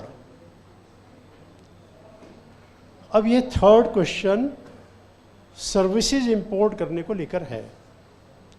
इसका कुछ पार्ट कहीं दिया, कुछ पार्ट कहीं दिया, कुछ पार्ट कहीं दिया। मैंने सब जगह से सारे पार्ट उठा करके इकट्ठा किया, नहीं तो स्टूडेंट को समझ में नहीं आएगा। छोटी सी बात कहीं बता दी, छोटी कहीं, छोटी कहीं, अब ये सारा इकट्ठा कर दिया। देखिए पूरी बात। Explain taxability of GST, if लिखा है ऑफ कर दो, of GST in case of import of service. अगर आप इंडिया के बाहर से सर्विस इंपोर्ट करते हो, मैंने स्टार्टिंग में आपको इंपोर्ट ऑफ गुड्स का थोड़ा बताया था और मैंने कहा था इंपोर्ट ऑफ सर्विसेज का अलग सिस्टम होता है, वो हमारे सिलेबस में है, वो पार्ट आगे आएगा। देखिए part import service for consideration business purpose personal purpose shall be considered supply. अगर कोई सर्विस इंपोर्ट करेगा बिजनेस के लिए और पेमेंट करेगा, वो तो सप्लाई है, इसमें कोई डाउट नहीं। However as per notification number this. अब देखो ये बात एक्ट में सेक्शन 7 में है, फिर बाद में नोटिफिकेशन आ गया। नोटिफिकेशन कहीं और लिखा था, सेक्शन कहीं और लिखा था, दोनों को इकट्ठा किया ताकि पूरी बात यहीं पे समझ में आ जाए। However as per notification number 9/17 service imported by individual for personal purpose shall be exempt from GST but no such exemption shall be allowed in case of wide. लेकिन अगर कोई इंडिविजुअल है अपने पर्सनल पर्पस के लिए services import करेगा तो वो एग्जम्प्ट हो जाएगी, क्योंकि पहले वाले सेंटेंस में लिखा था पर्सनल वाला टैक्सेबल है। देखो इसको आप दोबारा रीड करके देखो क्या प्रॉब्लम आ रही है। Import service for consideration business और पर्सनल, ये सेक्शन 7 में लिखा था कि अगर आप इंपोर्ट करोगे तो बिजनेस की बात नहीं है भाई, हम पर्सनल भी नहीं छोड़ेंगे। क्यों किया आपने इंपोर्ट? फिर बाद में गवर्नमेंट ने सेक्शन बनाने के बाद सोचा कि ये तो गड़बड़ हो गई, पर्सनल वाला टैक्स करते हुए अच्छे लगते हैं, फिर बाद में उठा के नोटिफिकेशन भी कर दिया। अब नोटिफिकेशन को इसके साथ पढ़ो तो बात समझ में आती है, अलग पढ़ेंगे तो कहाँ समझ में आएगी। फिर इसको जोड़ दो हमने और मिलाकर पूरी बात क्या बनी। लेकिन अगर कोई इंडिविजुअल इंपोर्ट करेगा पर्सनल पर्पज के लिए तो उसे छोड़ दिया जाएगा, यानी जो सेक्शन में लिखी बात है वो अल्टीमेटली खत्म हो गई। But no such exemption shall be allowed. लेकिन वो इंडिविजुअल OIDR सर्विस लेगा। OIDR मैंने आपको बताया था डाउनलोड करने की सर्विसेज। अगर कोई भी मटेरियल डाउनलोड करेगा तो हम इंडिविजुअल को नहीं छोड़ेंगे। अगर वो मूवी डाउनलोड कर रहा है पर्सनल है तो भी हम टैक्स करेंगे, तो OIDR नहीं छोड़ेंगे। और कोई सर्विस लेगा इंडिविजुअल पर्सनल पर्पज के लिए तो वो छोड़ेंगे, इसको छोड़ के बाकी पर्सनल एग्जम्प्ट है। That is online information database access services if individual is not registered GST shall be collected by OIDR। ये मैंने हमने बात पहले भी डिस्कस की थी। वो इंडिविजुअल अगर रजिस्टर्ड नहीं है तो OIDR को इंडिया में ऑफिस खोलना पड़ेगा, टैक्स गवर्नमेंट को देगा। लेकिन अगर वो पर्सन रजिस्टर्ड होगा तो रिवर्स चार्ज में अपने आप टैक्स देगा। Tax paid by OIDR if individually registered. अगर वो रजिस्टर्ड है तो GST इंडिविजुअल खुद दे देगा रिवर्स चार्ज में। इतना रीड करिएगा। शेड्यूल 1 का पार्ट इसके बाद आएगा, इसका कुछ पार्ट शेड्यूल 1 में इसके बाद आएगा। इतना पार्ट पहले रीड कर।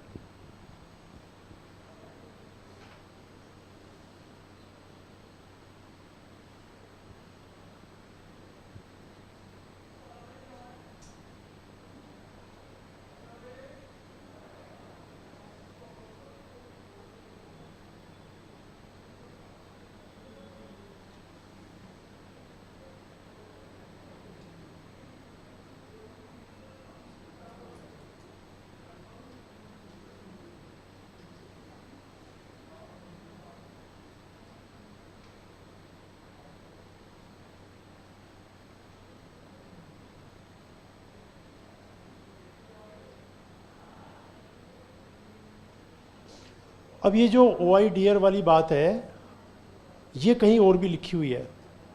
जहाँ कहीं और लिखी है शायद मैंने आपको रीड करवाया नहीं करवाया, अब देखो मैं वहाँ से भी रीड कराऊंगा इसको।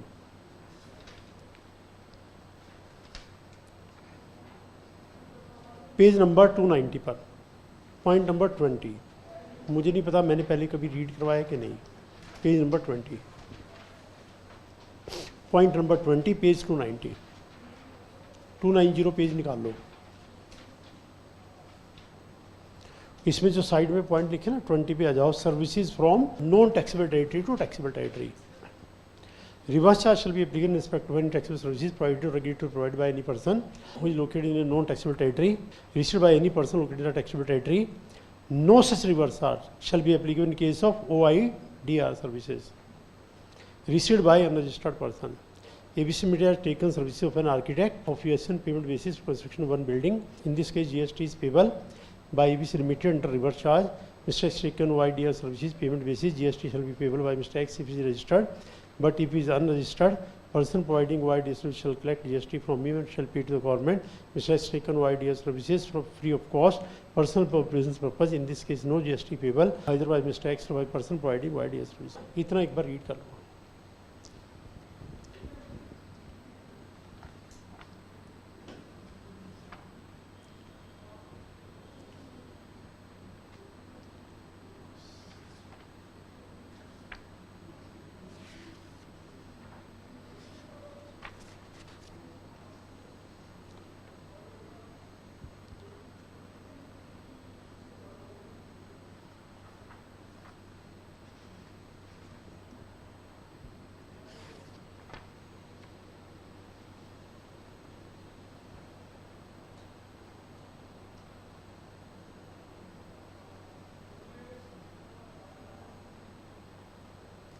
अब देखो जो पेज 219 पे हम रीड कर रहे थे ना, उसमें 2 सेंटेंस बचे हैं, वो भी पहले रीड करो, फिर सारा इकट्ठा मिला के डिस्कस करेंगे।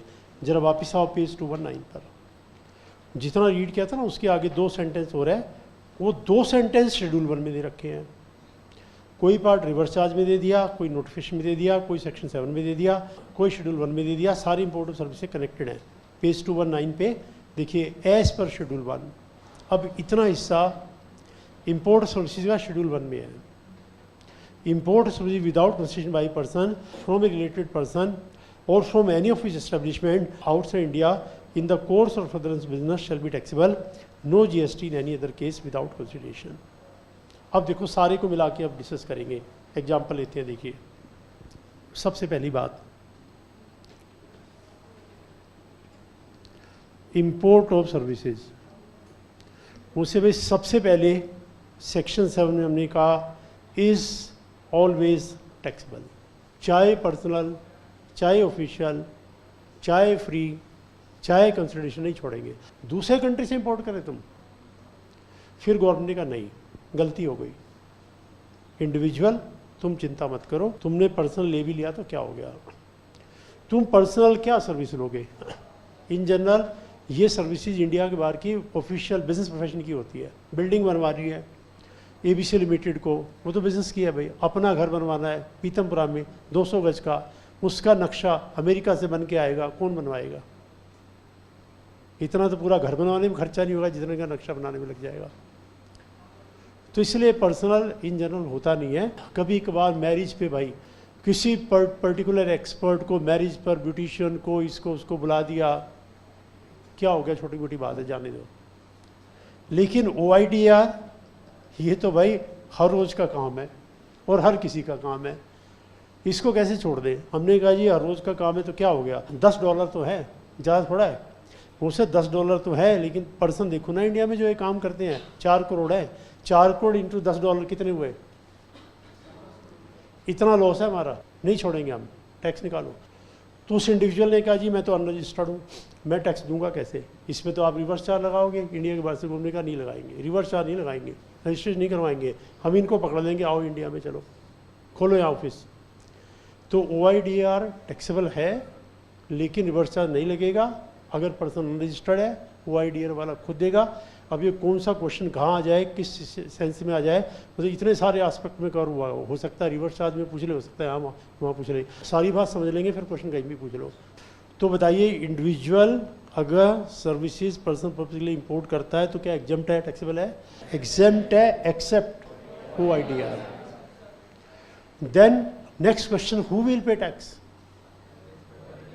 The person providing OIDR not this individual registered, but OIDR तो इंडिया के बाहर है, वो कैसे पे करेगा? Next question, he has to come to India, open office in India, otherwise not allowed, block कर देंगे उसकी सारी इसको।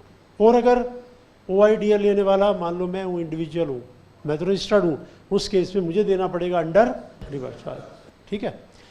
इंडिविजुअल इसके अलावा कोई और पर्सनल पर्पस की सर्विस लेगा, एब्सोल्युटली एग्जम्प्ट है। लेकिन बिजनेस पर्पस है और प्रोफेशन का है तो वो टैक्सेबल है।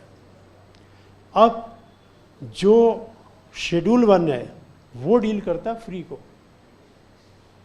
अभी तक हम कंसिडरेशन की बात कर रहे हैं, अब विदाउट कंसिडरेशन की बात करेंगे, फ्री वाले की। फेसबुक, यूट्यूब, इंस्टाग्राम, ये सब OIDR के अंदर है। सब हम पहले ऐप तो डाउनलोड करेंगे ही ना, और वो फ्री है, जो सारा उसमें आएगा फ्री वाले में OIDR।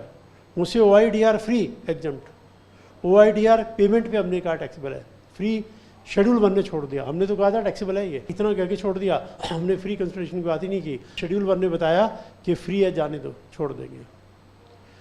फिर मैंने कहा पर्सनल पर्पस के लिए OIDR नहीं, कोई और गो से, वो तो हमने पहले एग्जम्प्ट कर दिया, वो फ्री क्या, वो कंसिडरेशन वाला भी एग्जम्प्ट कर दिया। मैंने कहा बिजनेस के लिए, बिजनेस के लिए फ्री, बिजनेस के लिए पेड तो टैक्सेबल है ही है।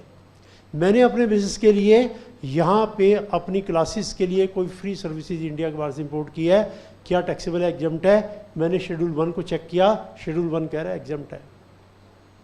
लेकिन अगर वो सर्विस आपने अपनी ही ब्रांच से ली है, अपने ही हेड ऑफिस से ली है, अपने ही रिलेटेड पर्सन से लिया है, बिजनेस या प्रोफेशन के लिए लिया है, तो हम मान के चलेंगे there is a hidden consideration और आपको टैक्स देना पड़ेगा। इतना मैटर है पूरा। अब आराम से आप सारे को रीड कर लो, इसको भी उसको भी, फिर डाउट क्लियर करेंगे। पेज नंबर 218 पे आ जाओ। इफ वंस अगेन पेन खोल के एक एक वर्ड सेंटेंस को अंडरलाइन करके फिर पढ़ना पड़ेगा, ऐसे नहीं समझ में आएगा। क्वेश्चन 3, उसके बाद इसके अंदर मैंने डाले हैं 8 एग्जाम्पल डाले हुए हैं, 8 के 8 एग्जाम्पल सॉल्व हो जाएंगे। इसको पहले रीड कर लो अच्छे से।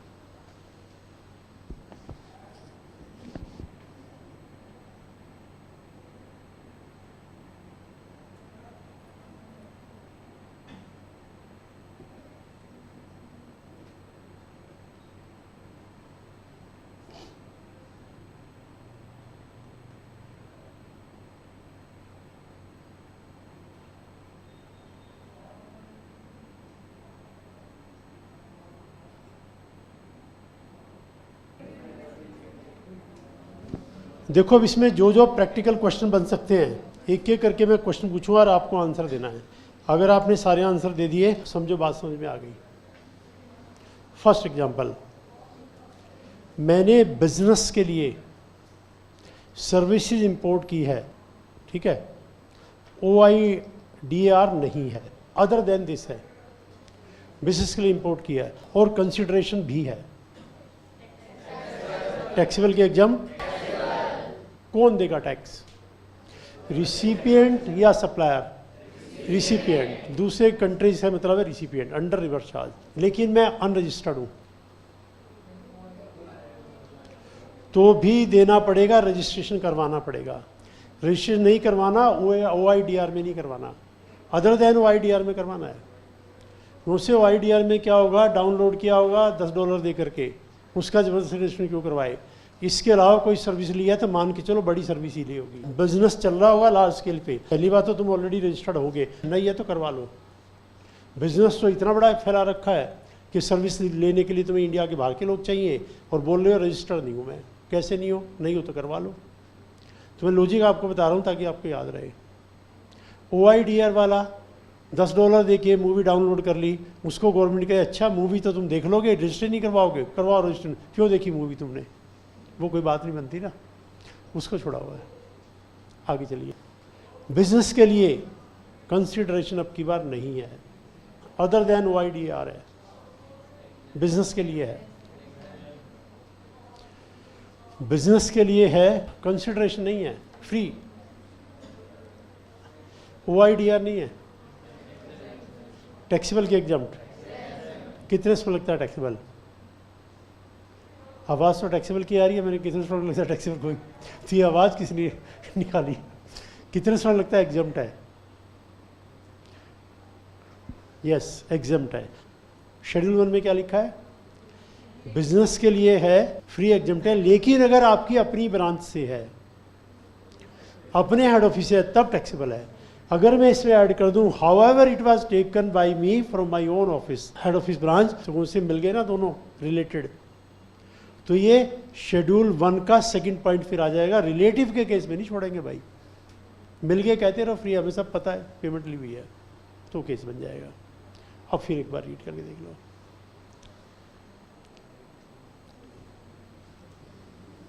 शेड्यूल 1 वाला पार्ट पहले रीड कर लेते हैं। पेज 219 पे देखो शेड्यूल 1 क्या कह रहा है। Import of services without consideration, चाहे बिजनेस चाहे पर्सनल एग्जम्प्ट है, लेकिन बिजनेस है और रिलेटेड पर्सन है, related person establishment in connection with business taxable. इसके अलावा कोई और सिचुएशन है फ्री सर्विस इंपोर्ट, हम टैक्स नहीं करेंगे। अब इसका एग्जांपल देखो, number 1, Mr. X imported something from outside India for consideration business purpose, it is taxable. Mr. X is paid additional reverse charge, ये सबसे पहला एग्जाम्पल मैंने भी यही बोला था। Mr. X imported from outside India consideration personal purpose, it is a supply as personal, but it is exempt as per this. Personal purpose is never taxable. चाहे payment हो चाहे फ्री हो, लेकिन पर्सनल में OIDR हुआ तो taxable है। X imported from outside India for consideration business purpose, exempt है, लेकिन अपनी ब्रांच से लियो तो टैक्सेबल है। Mr. X imported service from outside India without consideration, it is OIDR, OIDR तो टैक्सेबल है, इट इज टैक्सेबल। एग्जाम्प्ट तो लेकिन जो सप्लायर है वो लेके टैक्स देगा, तो टैक्सेबल है। रिसिपिएंट को कुछ नहीं कहेंगे, लेकिन सप्लायर का ऑफिस यहाँ खुलवाएंगे, सप्लायर टैक्स लेके देगा। अच्छा, फ्री सर्विस है क्या? फ्री सर्विस तो एग्जाम्प्ट है from outside India without consideration, free वाली तो एग्जाम्प्ट है। जैसे फेसबुक है या यूट्यूब है, ये फ्री वाली तो टोटली एग्जाम्प्ट है। अगर पेमेंट है तो टैक्सेबल है OIDR, और OIDR में अगर फ्री है फेसबुक वगैरह, क्योंकि अगर उसको टैक्स करेंगे तो फिर पूरा इंडिया टैक्स हो जाएगा। फेसबुक का करेक्शन किसके पास नहीं, इंस्टाग्राम किसके पास नहीं, पूरा कंट्री टैक्स हो जाएगा, उसको छोड़ दिया है। X imported service out India consideration, it is OIDR service. Exempt in the hands of mister x, if he is hands of mister x, if he is unregistered and tax पे करेगा OIDR, तो exempt नहीं है, reality में taxable है, वो tax देगा। But if mister x is registered तो खुद देगा रिवर्स चार्ज में। इतने एग्जाम्पल एक बार देख लो, थ्योरी को भी दोबारा रीड कर लो, फिर आगे का पार्ट देखो।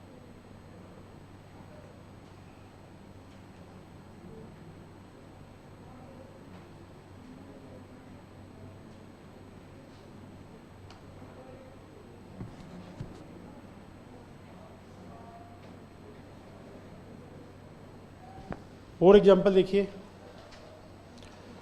6 एग्जाम्पल 6, ABC में take consider outside India for business without consideration, it is exempt, लेकिन अपनी ब्रांच से टैक्सेबल है। But if service are taken from related person और from own establishment, it will taxable. Distributed by ABC under reverse charge. Sumedha property registered in Delhi, sought architect service from brother without consideration located in USA with respect newly constructed house in Delhi, in this case not be considered to supply as per schedule 1, क्योंकि ये personal purpose है, घर के लिए है।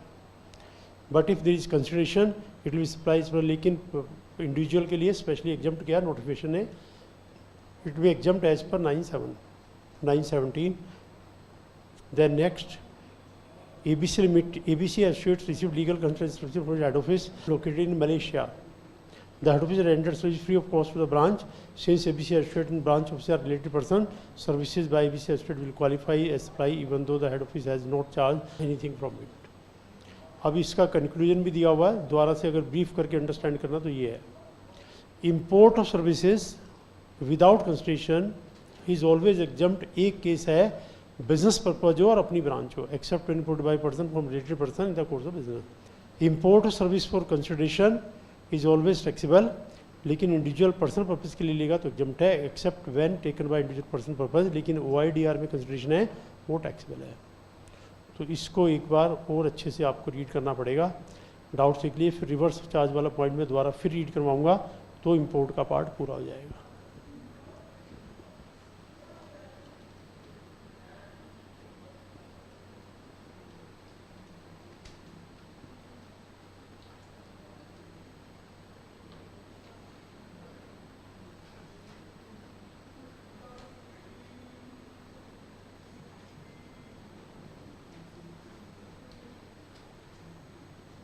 अब जरा reverse charge वाला पार्ट एक बार और रीड कर लो तो हमारे दोनों पार्ट कवर हो जाएंगे। रिवर्स चार्ज जब करेंगे तो ये वाला पॉइंट दोबारा रीड नहीं करेंगे, एक बार रिवर्स चार्ज वाला पॉइंट देख लिया 290 पेज पर।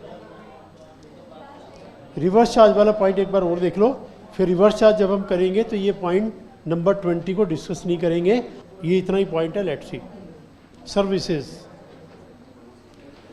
From non taxable territory to taxable territory. Reverse charge shall be applicable in respect to any taxable services provided or agreed to provide by any person located in a non-taxable territory, received by any person located in a taxable territory. No reverse charge shall be applicable in case of void service received by an unregistered person. Example: ABC में taken services architect to on payment basis, one building GST payable, ABC में को reverse charge में payment करना पड़ेगा। लेकिन अगर OIDR service ली है और उसमें कंसिडरेशन है तो वो टैक्सेबल है, लेकिन अनरजिस्टर्ड पर्सन को रिवर्स चार्ज भी नहीं देना, रजिस्टर्ड को देना है। और अगर OIDR फ्री है, फेसबुक वगैरह ये, फिर तो टैक्स किसी को देना ही नहीं है। तो आप आराम से पॉइंट नंबर 19 रीड कर लो। जब हम रिवर्स चार्ज का चैप्टर करेंगे तो पॉइंट नंबर 19 को हम छोड़ देंगे, बिकॉज इसमें इतना ही पार्ट है जितना मैंने बताया आपको। एक बार रीड करो।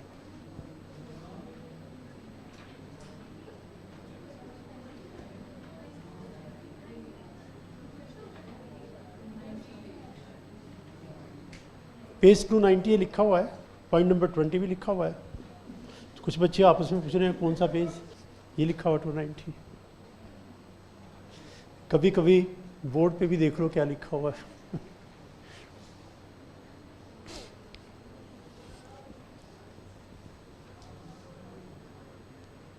अब आप डाउट पूछ सकते हैं इंपोर्ट ऑफ सर्विस को लेके कुछ भी, लेकिन ये ध्यान रखना इंपोर्ट ऑफ सर्विस अलग बात है, इंपोर्ट ऑफ गुड्स अलग बात है, सारा सिस्टम डिफरेंट है। ये कस्टम्स एक्ट 1962 में आता है, ये हमारे सिलेबस में नहीं है, लेकिन मैंने एक बार बता दिया था आपको। सामान आएगा तो बॉर्डर के थ्रू ही आएगा, इंटरनेशनल एयरपोर्ट सी पोर्ट को क्रॉस करके आएगा, और वो पहले कस्टम डिपार्टमेंट के कब्जे में आएगा। उनसे छुड़वाना है, बिल ऑफ एंट्री भरना पड़ेगा। Bill of entry, bill of entry में वो खुद कैलकुलेट करके देंगे कि आपकी वैल्यू इसकी कितनी है, उस पर बेसिक कस्टम ड्यूटी कितना है, IGST कितना है, पेमेंट करो ले जाओ। फिर बिल ऑफ एंट्री की बेस पे सेक्शन 16 में हमने बिल ऑफ एंट्री की बात की थी, बिल ऑफ एंट्री की बेस पे जितना IGST पे किया है सबका टेस्टेड मिल जाएगा। और इनकी जो साइट है कस्टम डिपार्टमेंट की और जो कॉमन पोर्टल है कनेक्टेड है। कस्टम डिपार्टमेंट जिससे भी IGST लेगा उसका bill of entry number, IGST का अमाउंट अपलोड करेगा अपनी साइट पर। कॉमन पोर्टल वहाँ से देख के GSTR 2B के अंदर वो अमाउंट डाल देगी और टेस्टेड मिल जाएगा। कस्टम डिपार्टमेंट पेमेंट लेगा, कस्टम डिपार्टमेंट की साइट पे अपलोड होगा, उनकी साइट कॉमन पोर्टल से कनेक्टेड है, कॉमन पोर्टल वहाँ से देखेगी बिल ऑफ एंट्री का नंबर, हर एक बिल ऑफ एंट्री का नंबर है, वहाँ से देख लेंगे कितना IGST लिया है, उस IGST को उस पर्टिकुलर पर्सन की GSTR 2B में डाल देंगे और टेस्टेड मिल जाएगा। तो गुड्स का सिस्टम अलग है, सर्विस का अलग है। गुड्स का लेंथी प्रोसीजर है, वो पूरा प्रोसीजर हमारे सिलेबस में नहीं है, वो कस्टम्स एक्ट में दे रखा है। कंप्लीट इसका प्रोसीजर क्या है, ये तो बीच में एक छोटा पार्ट है बिल ऑफ एंट्री का। ठीक है, डाउट देख लिया यहाँ तक। अब import of service, import of good should be clear to you. अब ब्रेक करते हैं, बाकी ब्रेक के बाद।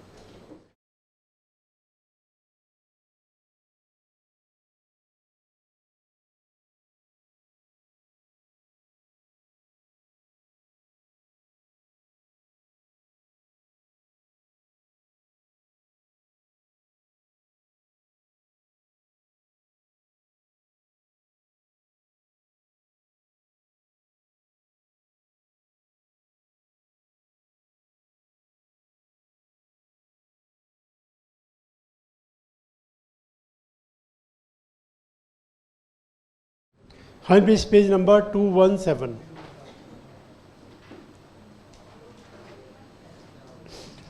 हमने लास्ट क्लास में स्टार्ट किया था chapter meaning of supply.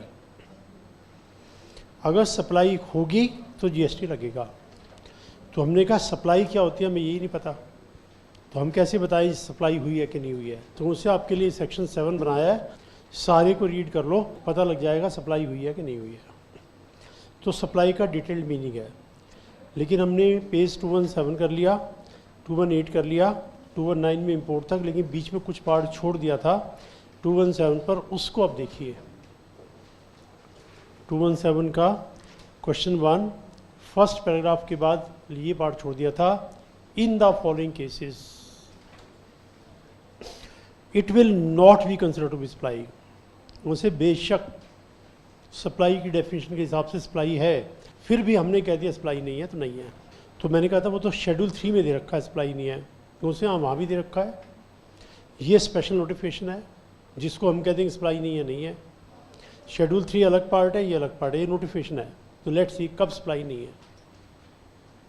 In the following cases not be considered supply service by central government, state government, local authority in relation to function covered under Article 243G, 243W of the Constitution. Such functions are given in the 11th, 12th schedule of the Constitution. For example, khadi, village, cottage industry, drinking water, roads, culverts, bridges, ferries, waterways, other means of communication, libraries, cultural activities, markets, fairs, services by grant of alcoholic liquor license against consideration in the form of license fee or application fee or whatever name it is called.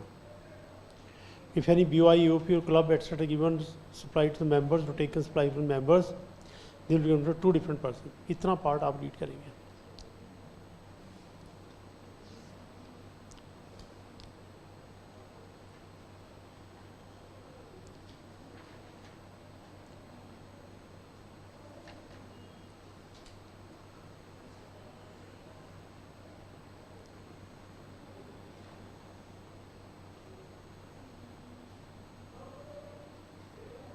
देखिए अब इसका मतलब, अगर मैं कोई activity चला रहा हूँ या तो बिजनेस पैशन है या फिर वो पर्सनल है कोई एक्टिविटी। जब गवर्नमेंट कोई एक्टिविटी चलाती है तो ये वर्ड यूज़ नहीं होते। गवर्नमेंट थोड़ा बिजनेस कर रही है, गवर्नमेंट थोड़ा पर्सनल काम कर रही है, तो गवर्नमेंट के लिए ये वर्ड यूज़ नहीं होते।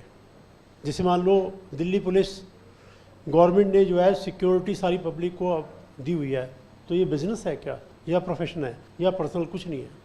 उसके लिए वर्ड यूज होता है सोवरन अथॉरिटी है या पब्लिक अथॉरिटी है। They are behaving as sovereign authority और they are behaving as public authority. Sovereign and public, sovereign authority, public authority. Sovereign authority means वो काम कर रहे हैं जो इंडियन कॉन्स्टिट्यूशन के हिसाब से उन्हें करने पड़ेंगे, वो कोई बिजनेस थोड़ा है। कंट्री को डिफेंस फोर्सेस प्रोवाइड कर रहे हैं, कंट्री के अंदर, टाउन के अंदर Delhi police other force provide कर रहे हैं। लोगों को बर्थ सर्टिफिकेट देना, डेथ सर्टिफिकेट देना, वीज़ा देना, ड्राइविंग लाइसेंस देना, ये सब गवर्नमेंट के जरूरी काम है। गवर्नमेंट ये नहीं करेगी तो कौन करेगा। तो ये बिजनेस या प्रोफेशन नहीं है, तो ये सप्लाई के अंदर नहीं आएंगे। सप्लाई में आने के लिए सप्लाई की डेफिनेशन क्या करी थी, this consideration in the course और फर्दरेंस ऑफ बिजनेस। तो ये तो कोर्स एंड फर्दरेंस बिजनेस तो है ही नहीं। तो बेसिक क्वेश्चन है जीएसटी पेबल और नॉट पेबल, बिकॉज ये सप्लाई की डेफिनेशन में आ ही नहीं रहे। सप्लाई में लाने के लिए बिजनेस पैशन होना चाहिए, तो इनमें से किसी के ऊपर भी जीएसटी लगेगा। क्या रीजन है, because this is neither A business nor a profession, accordingly not a supply. लेकिन जब एज ए पब्लिक अथॉरिटी काम करते हैं तो बिजनेस पैशन में कन्वर्ट हो जाता है। पब्लिक अथॉरिटी मीन्स वो काम कर रहे हैं जो कॉन्स्टिट्यूशन, जिस काम को कॉन्स्टिट्यूशन ने नहीं कहा। डीटीसी की बस चल रही है तो कॉन्स्टिट्यूशन में थोड़ा लिखा है बस चलानी है आपको। हॉस्पिटल, ये कॉन्स्टिट्यूशन में नहीं लिखा हुआ है। इस तरह से और बहुत सारे काम है जो गवर्नमेंट करती है। लाइब्रेरी कॉन्स्टिट्यूशन में नहीं लिखा हुआ है। कल्चरल एक्टिविटी कॉन्स्टिट्यूशन में नहीं लिखा हुआ है। ये सब एक्स्ट्रा है, एक्स्ट्रा। और इनमें अगर गवर्नमेंट पैसा भी चार्ज करे फिर तो बिजनेस बन गया भाई, ये तो बिजनेस में चला गया, तो इसके ऊपर जीएसटी लगेगा।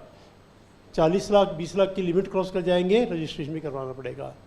तो जब government as a public authority behave करेगी तो सारे प्रोविजन जीएसटी एक्ट के लग जाएंगे, और जब ये सोवरेन अथॉरिटी बिहेव करेगी तो जीएसटी एक्ट का कोई प्रोविजन है। रेलवे पब्लिक अथॉरिटी है, रेलवे की फर्स्ट क्लास से ट्रैवल करोगे जीएसटी लगता है। गवर्नमेंट का भी रजिस्ट्रेशन है, गवर्नमेंट भी डीलर है, सप्लायर की कैटेगरी में जाएंगे। अब इसमें कुछ काम ऐसे हैं जो गवर्नमेंट कह रही है भी ये तो लगभग ऐसे ही हैं जैसा वो है, लगभग ऐसे। अब करें क्या, लेकिन आ तो इस कैटेगरी में रहे, जीएसटी लगेगा। तो उन्होंने कहा ऐसे करो, सेक्शन 7 में लिख दो, it will not be considered to be supply. Definition की बात नहीं है, बस हमने कह दिया तो कह दिया, बात खत्म हुई, नॉट ए सप्लाई। तो जो अभी हमने पार्ट रीड किया वो ये वाला पार्ट है। अब ये कौन से वाले काम है, इसकी डिटेल इंडियन कॉन्स्टिट्यूशन में है।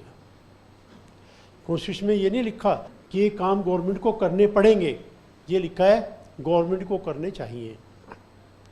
तो वो पब्लिक अथॉरिटी में आता, सॉवरन में नहीं। सॉवरन में तो करना ही पड़ेगा आपको। पब्लिक अथॉरिटी में उन्होंने कहा भी लोगों के लिए ये काम भी जहाँ तक पॉसिबल हो गवर्नमेंट को करने चाहिए। तो इसलिए गवर्नमेंट से हम करते हैं क्योंकि हमें करने चाहिए। डीटीसी की बस आप बताओ चलानी चाहिए कि नहीं? सोचो आप। एक बार शायद पहले मैंने बताया था, डीटीसी की बस बीच में बंद हो गई थी, फिर वो प्राइवेट आई थी। Red line, white line, green line, ध्यान है? White line means luxury bus, जिसको एसी वेसी में बैठना है वाइट लाइन में बैठो।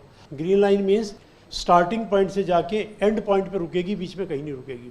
उत्तम नगर से चली तो ISBT रुकेगी, नॉन स्टॉप जाएगी, किराया ज़्यादा है।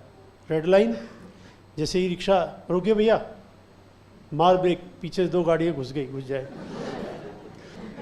रिक्शा में तो ऐसे होता ना, कहीं भी आते तो ना हाथ दो, जा रहे हैं तो भी मुड़ मुड़ के देखते रहेंगे, चलोगे चलोगे। मैं गाड़ी पार्किंग थोड़ी आगे करता हूँ, यहाँ से वहाँ तक जाने में 6-7 रिक्शा वाले पूछ रहे हैं चलोगे, कहाँ जा रहे हो? यूँ पीछे मुड़ के आगे जाए, किसी पे बढ़ जाए, वो ड्राइवर चला रहा है, हाई चलोगे। तो इस रेड लाइन ने इतने एक्सीडेंट किए, लोगों ने नाम रख दिया खूनी बस। देखते डर जाते थे, खूनी बस आ गई, खूनी बस आ गई। तो गवर्नमेंट ने कहा इनको रहने दो, डीटीसी ठीक है। वहाँ पैसे का लॉस है, ह्यूमन लाइफ का लॉस तो नहीं है, पैसे का ही तो लॉस है। तो ये पब्लिक अथॉरिटी का मतलब ये है। तो ऐसे बहुत से काम जो गवर्नमेंट करती है उसको सप्लाई नहीं माना जाएगा। इसकी लिस्ट कॉन्स्टिट्यूशन में है, लेकिन लिस्ट मैंने बुक के एंड में डाल दी है ताकि समझ में तो आए वो कौन से काम है। देखो जरा कौन से काम है।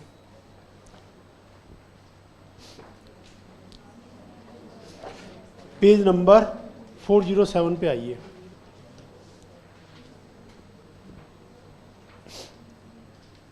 आर्टिकल 243, 407 पेज,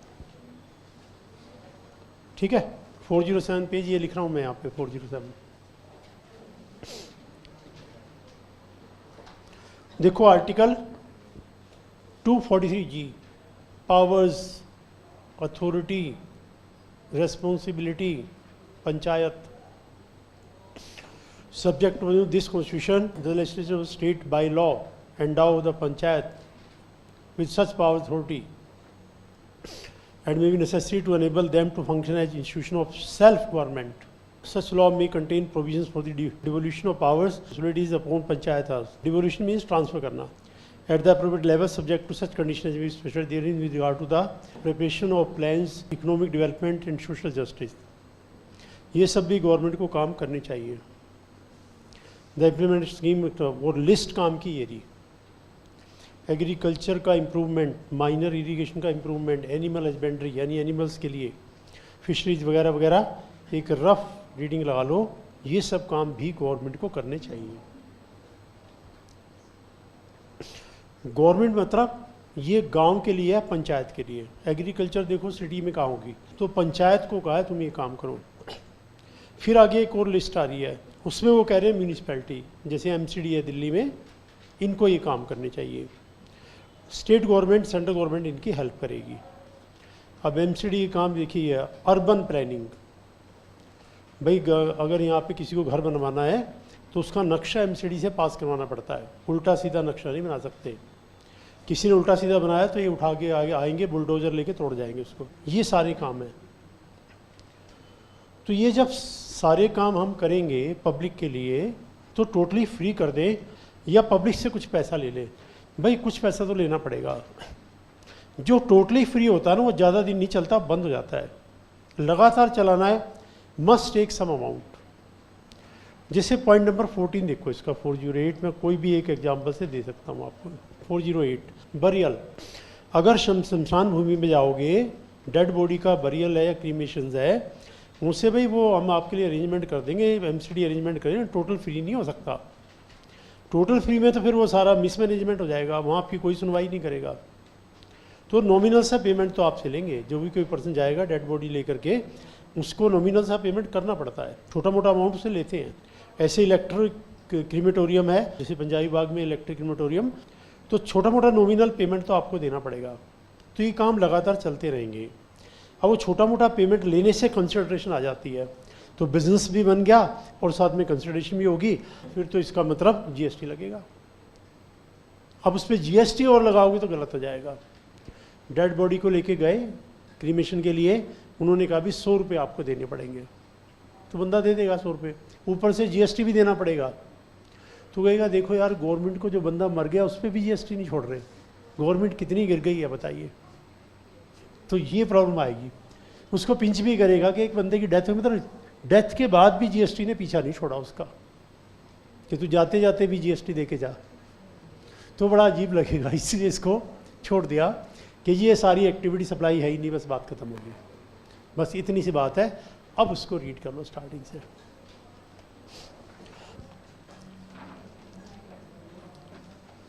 अब रीड करके देखिए, आपको बात समझ में आ जाएगी कि क्या गवर्नमेंट कहना चाह रही है। पेज नंबर 217 पे वापस आ जाओ।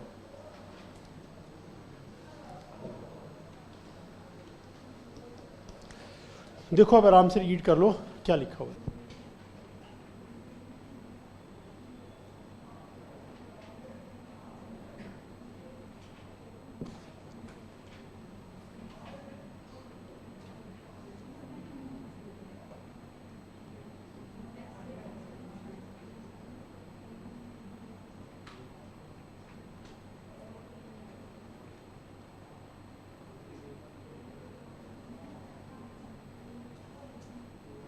तो मतलब ये सारी एक्टिविटी जो इन दो आर्टिकल में लिखी हुई है 243G और W, इसके बारे में क्वेश्चन अगर एग्जाम में आता, जो कि कभी आया नहीं आज तक, अगर आएगा तो हम कहेंगे this will never be considered to be supply, no question of GST. जबकि ये सोवरन एक्टिविटी, ड्यूटी गवर्नमेंट की नहीं है, पब्लिक अथॉरिटी वाली है, फिर भी नहीं लगेगा। अब इसका second point, services by way of grant और alcoholic liquor licence against constrain the form licence fee, application fee और व्हाटएवर नेम कॉल्ड। देखो इसका मतलब, आप मुझे बताइए अल्कोहलिक लिकर पर जीएसटी हम लगा सकते हैं कि नहीं? नहीं लगा सकते, है ना। पहले हमने बात की थी, मैं रिपीट कर दूं, क्या बात थी वो? बात ये थी, जब एक्साइज ड्यूटी लगाने की बात आई, भाई कोई भी कुछ मैन्युफैक्चर करेगा तो टैक्स लगेगा, तो डिसाइड उस समय ये हुआ था कि भाई अल्कोहलिक लिकर, इस पर एक्साइज ड्यूटी स्टेट गवर्नमेंट लेगी, बाकी सब पर एक्साइज ड्यूटी सेंट्रल गवर्नमेंट लेगी। तो इस तरह करने का मतलब है 50-50 हो गया, जितनी से लिकर की बाकी सब चीज़ों की बराबर इक्वल हो गया, 50-50। लिकर एक तरफ, बाकी सब एक तरफ। सेल बराबर ना भी हो, टैक्स बराबर है। टैक्स कैसे बराबर है? बाकियों पे लगेगा टैक्स 10%, तो इस पे लगेगा 50%, इस पे लगेगा 100%। इस सेंस में टैक्स निकालेंगे तो लगभग बराबर आएगा। बहुत सारी एसेंशियल आइटम है जिस पे टैक्स लगेगा ही नहीं, किसी पे 2% भी लगेगा, इसमें नहीं छोड़ेंगे, सीधा लगाओ 100%, 200%, 300% ऐसे लगेगा। तो ये 50-50 हो गया। और जो बात रही सेल टैक्स की, सेल टैक्स स्टेट गवर्नमेंट करेगा। दोनों केस में जब सामान बिकेगा तो सेल टैक्स स्टेट गवर्नमेंट को मिलेगा। तो जब इसको ख़त्म किया गया, जीएसटी लाया गया, एक्साइज ड्यूटी के बदले में सेंट्रल गवर्नमेंट को मिलेगा सीजीएसटी, स्टेट गवर्नमेंट को मिलेगा एसजीएसटी। लेकिन इसको अगर ख़त्म किया, जीएसटी लेके आए, तो सेंट्रल गवर्नमेंट को फ्री का मिलेगा सीजीएसटी, जो कि पहले नहीं मिलता था, क्योंकि दोनों टैक्स स्टेट गवर्नमेंट के हैं, एक्साइज ड्यूटी भी और ये भी। तो सारी स्टेट ने कहा भी ये तो हमारा तो लॉस हो गया, ये तो दोनों हमारे हैं। सेंट्रल गवर्नमेंट आधा फ्री का मिलेगा, सेंट्रल गवर्नमेंट हम नहीं मानते, इसमें नहीं लगेगा। ये क्वेश्चन में लिखो तो इसको बाहर कर दिया, नॉन टैक्सेबल आइटम में जीएसटी नहीं लग सकता। और स्टेट गवर्नमेंट है, इस पर कभी नहीं लगने देंगे हम, क्योंकि इसका मेन रेवेन्यू तो हमारा यही है। और दिल्ली वाला तो आपको पता ही है, अल्कोहलिक लिकर को लेके आज तक झगड़ा चल रहा है। जो डिप्टी चीफ मिनिस्टर थे मनीष सिसोदिया, वो जेल के अंदर बंद है इसी के चक्कर में, शराब नीति इन्हीं के चक्कर में बंद है वो, कि आपने ये किया, इसमें वो किया, बेचारे की जमानत भी नहीं हुई। जमानत, इतने बड़े बड़े क्राइम में जमानत हो जाती है, जमानत नहीं दी। उन्होंने कहा मेरी वाइफ की हालत बहुत ख़राब है, हॉस्पिटल में है, तो हॉस्पिटल लेके जाना है। तो कोर्ट ने कहा ठीक है तुम चले जाओ, घर मिल के आ जाओ। जब वो घर गए तब तक वो हॉस्पिटल चली गई, तो कोर्ट के ऑर्डर में था आप घर जा सकते हो। तो उन्होंने कहा नहीं, कोर्ट नहीं जा सकते, क्योंकि वो हॉस्पिटल नहीं जा सकते, क्योंकि ऑर्डर में लिखा घर जा सकते हो। फिर वहाँ से वो वापस आ गए, वो हॉस्पिटल में चली गई। तो जो ऑर्डर है वो तो ऑर्डर ही है, उसको अमेंड करवाओ, एप्लीकेशन दो, अमेंड करवाओ, चेंज करवाओ। एनीवे मैं तो ये बता रहा हूँ। तो इसके अंदर बहुत पैसा है, मैं ये कहना चाह रहा हूँ, बहुत पैसा है इसके अंदर। इसमें और पैसे वाली बात ये है कि मान लो पीतमपुरा में दुकान खोलनी है तो ऐसे नहीं कोई भी दुकान खोल के बैठ जाए, गवर्नमेंट से लाइसेंस लेना पड़ेगा। गवर्नमेंट एरिया फिक्स करेगी, सारे एरिया में एक दुकान खुलेगी 10 किलोमीटर 15 किलोमीटर में, और जिसको दुकान लेनी है एप्लीकेशन लगाओ और लाइसेंस ले लो। मैंने कहा इतने एरिया में एक खुल सकती है, तो 3-4 बच्चों ने एक दूसरे के कान में कुछ बोला कोई कन्फ्यूजन है तो बताओ, मैं बताता हूँ आपको, क्लैरिफाई कर देता हूँ। ज़्यादा खुल रही है? हाँ मैं बताता हूँ आपको, मुझसे पूछो ना आप क्योंकि मेरे पास बताने को बहुत कुछ होता है, मैं तो अपने आप को रोक के रखता हूँ कि मैं ना बताऊँ, बहुत ज़्यादा है। पूछोगे तो मैं बता दूँगा। देखिए पीतमपुरा का एरिया मान लो एक है, तो पॉलिसी क्या होती है कि इस एरिया में आप एक दुकान खोल सकते हो, जो जनरल पॉलिसी है। स्कूल के पास नहीं होनी चाहिए, कॉलेज के पास नहीं होनी चाहिए, रिलीजियस प्लेस पे नहीं होनी चाहिए, रेजिडेंशियल एरिया में नहीं चाहिए, रिमोट होनी चाहिए एक तरफ, जहाँ पीने वाले पी पा के शराब शोर वोर करे करते रहे, जनरल पब्लिक डिस्टर्ब ना हो, लोगों की धार्मिक भावनाएं आहत ना हो, छोटे छोटे बच्चे स्कूल कॉलेज वालों के ऊपर बैड इम्पैक्ट ना आए। उनको ये नहीं लगना चाहिए कैसे झूम रहा है, हम भी झूम के देखें क्योंकि बच्चे बड़े फ्लेक्सिबल होते हैं, किसी भी चीज़ का इम्पैक्ट बड़ी जल्दी आ जाता है। तो केजरीवाल जी ने क्या किया, इसीलिए वो जेल गए हैं कि पीतमपुरा एरिया आपका है, जितनी मर्जी खोलो, ये सारा एरिया आपका है, जितनी मर्जी खोलो, लेकिन जो बदले में गवर्नमेंट को लाइसेंस भी देनी है वो पेमेंट ज़्यादा कर दो। तो बाकी पार्टीज ने कहा कि भाई वैसे तो तुम कह रहे हो हम ये चेंज करेंगे वो चेंज करेंगे, और पैसे की खातिर सारी दिल्ली और दिल्ली वालों को सबको ख़राब करे हो कि जितनी मर्जी दुकानें खोलो, हमें कमीशन ज़्यादा दे दो गवर्नमेंट को। उस ज़्यादा वाले कमीशन से गवर्नमेंट कह रही है 100 करोड़ इन्होंने अपनी पॉकेट में डाले, 100 करोड़ एक्स्ट्रा लिए गवर्नमेंट के अकाउंट में अलग, 100 करोड़ एक्स्ट्रा। वो 100 करोड़ को बार बार सीबीआई पूछ रही है वो कहाँ है, वो कह रहा है मेरे पास नहीं है, वो कह रहे हैं मेरे पास, वो कह रहे हैं बताना तो पड़ेगा 100 करोड़ कहाँ है, हम निकाल के मानेंगे 100 करोड़ रुपया कहाँ गया। वो कह रहे हैं गोवा में जो इलेक्शन हुआ था आपने वहाँ खर्च किए, हम डिटेल निकालेंगे। तो एक से ज़्यादा खोलने वाली ये बात थी। अब वो पॉलिसी ख़त्म कर दिया। अब फिर एक ये जो दुकान नहीं थी यहाँ क्लेवा था पहले कॉर्नर पे, कितना बड़ा शोरूम था, बंद पड़ा है, वो साल भर से बंद पड़ा है, वरना इतना बड़ा शोरूम खोला था उसने, उसके लिए हर किसी की नज़र वहाँ पड़े, और कॉर्नर के ऊपर लेके इतना बड़ा। तो एग्जैक्ट 1 साल की लाइसेंस था, ख़त्म हो गया लाइसेंस, बंद हो गया वो। दिल्ली गवर्नमेंट की छोटी छोटी दुकानें हैं और बड़े रिमोट एरिया में है, कोई फैसिलिटी नहीं है, और जैसे आज ईद है तो आज बंद है। कल जो दुकानें थी शराब वाली, सब पे उन्होंने बोर्ड लगा रखा था कल दुकान बंद रहेगी, ड्राई डे। जिस दिन शराब की दुकान बंद है it is called dry day, तो आज ड्राई डे है। जबकि अगर ये प्राइवेट होती, बेशक ड्राई डे रहता, फिर भी एक दरवाज़ा खुला रहता, पिछले वाले गेट से आओ ले जाओ। तो वो अब बंद हो गया, अब नहीं है, अब तो एक एरिया में एक ही है। ठीक है, तो हम इसके चक्कर में पूरा टॉपिक भूल गए देखिए ये वाला, तो यहाँ पर स्टेट गवर्नमेंट ने कहा हमारा तो मेन सोर्स ऑफ रेवेन्यू है, हम नहीं मानते, इसका आंसर इसको नहीं लगता। अब जो हमारा पॉइंट है इससे कनेक्ट करते हैं। भाई अगर पीतमपुरा के एरिया में एक दुकान खोलनी है तो भाई एक दुकान कौन खोलेगा, 1000 लोग आ गए मैं खोलूँगा मैं खोलूँगा मैं खोलूँगा, तो गवर्नमेंट ने कहा ऑक्शन कर देते हैं, जो हमें ज़्यादा टैक्स देगा वो खोल लो। इसलिए हर एरिया का ऑक्शन होता है लाइसेंस का, लाइसेंस मिलेगा आप दुकान खोलो। वो लाइसेंस बिकता है 10 लाख में, 50 लाख में, 1 करोड़ में, 2 करोड़ में, 5 करोड़ में, 7 करोड़ में, ऐसे बिकता है ये लाइसेंस, क्योंकि उसको हर बोतल पे कमीशन मिलना अच्छा खासा, तो उसको पता मैं कवर कर लूँगा। तो लेट्स से 5 करोड़ में ये दिया लाइसेंस। अब क्वेश्चन ये है इसके ऊपर जीएसटी लगेगा कि नहीं लगेगा। सेंट्रल गवर्नमेंट ने कहा हमने तो अल्कोहलिक लिकर की मैन्युफैक्चरिंग और सेल के ऊपर कहा है नॉन टैक्सेबल है, ये मैन्युफैक्चरिंग का टैक्स थोड़ा है, ये सेल का थोड़ा है, ये तो लाइसेंस फी है, लाइसेंस फी के ऊपर तो लगेगा, क्यों नहीं लगेगा। और स्टेट गवर्नमेंट ने कहा नहीं लगेगा, इसको लेके झगड़ा हो गया। ये डिस्प्यूट चलता रहा 2-3 साल, मैटर गया कोर्ट में, तो कोर्ट ने कहा इस पर नहीं लगना चाहिए। फिर सेंट्रल गवर्नमेंट ने इसमें ऐड कर दिया it will not be consider to be supply, licence fee के ऊपर जीएसटी नहीं लगेगा, ये लिखा हुआ देखो आप। Services by way of grant of alcoholic liquor licence. ये अल्कोहलिक लिकर की बात नहीं हो रही, उसके लाइसेंस फी की बात हो रही है। इस पे तो लगना चाहिए, लेकिन गवर्नमेंट ने इसको छोड़ दिया। अगेंस्ट कंस्ट्रेंट लाइसेंस फी एप्लीकेंट फी बाय बटरमैन कोड, इसको सप्लाई नहीं माना जाएगा, इसके ऊपर भी जीएसटी नहीं लगेगा। तो 2 केस है, आप रीड कर लो। उसके नीचे जो 2 सेंटेंस है वो कोई और मैटर है, मैं बताऊंगा अभी आपको।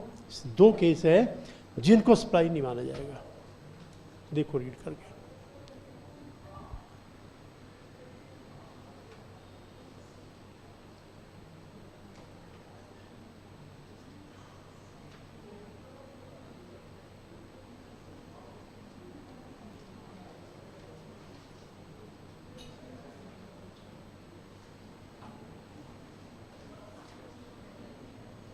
देखो इसके आगे जो है 2 सेंटेंस, वो कुछ और बात है। वो बात ये है, एक क्लब है,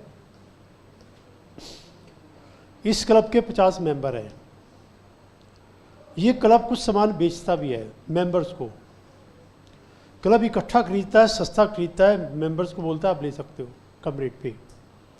तो एक मेंबर ने वो सामान लिया है, तो क्वेश्चन ये है क्या उसके ऊपर जीएसटी क्लब चार्ज करेगा कि नहीं करेगा। मान लो लिमिट क्लब की 40 लाख क्रॉस कर गई है, कंसिडरेशन भी है, पेमेंट लिया है, तो ये सेल भी है, कंसिडरेशन भी है, बिजनेस भी है, क्या जीएसटी लगेगा कि नहीं लगेगा? लगेगा। लेकिन ये मेंबर कह रहा है भाई सेल के लिए तो 2 पर्सन होने चाहिए, एक सेलर और एक बायर। सेल परचेज के लिए क्या एक पर्सन सामान अपने आप को बेच सकता है?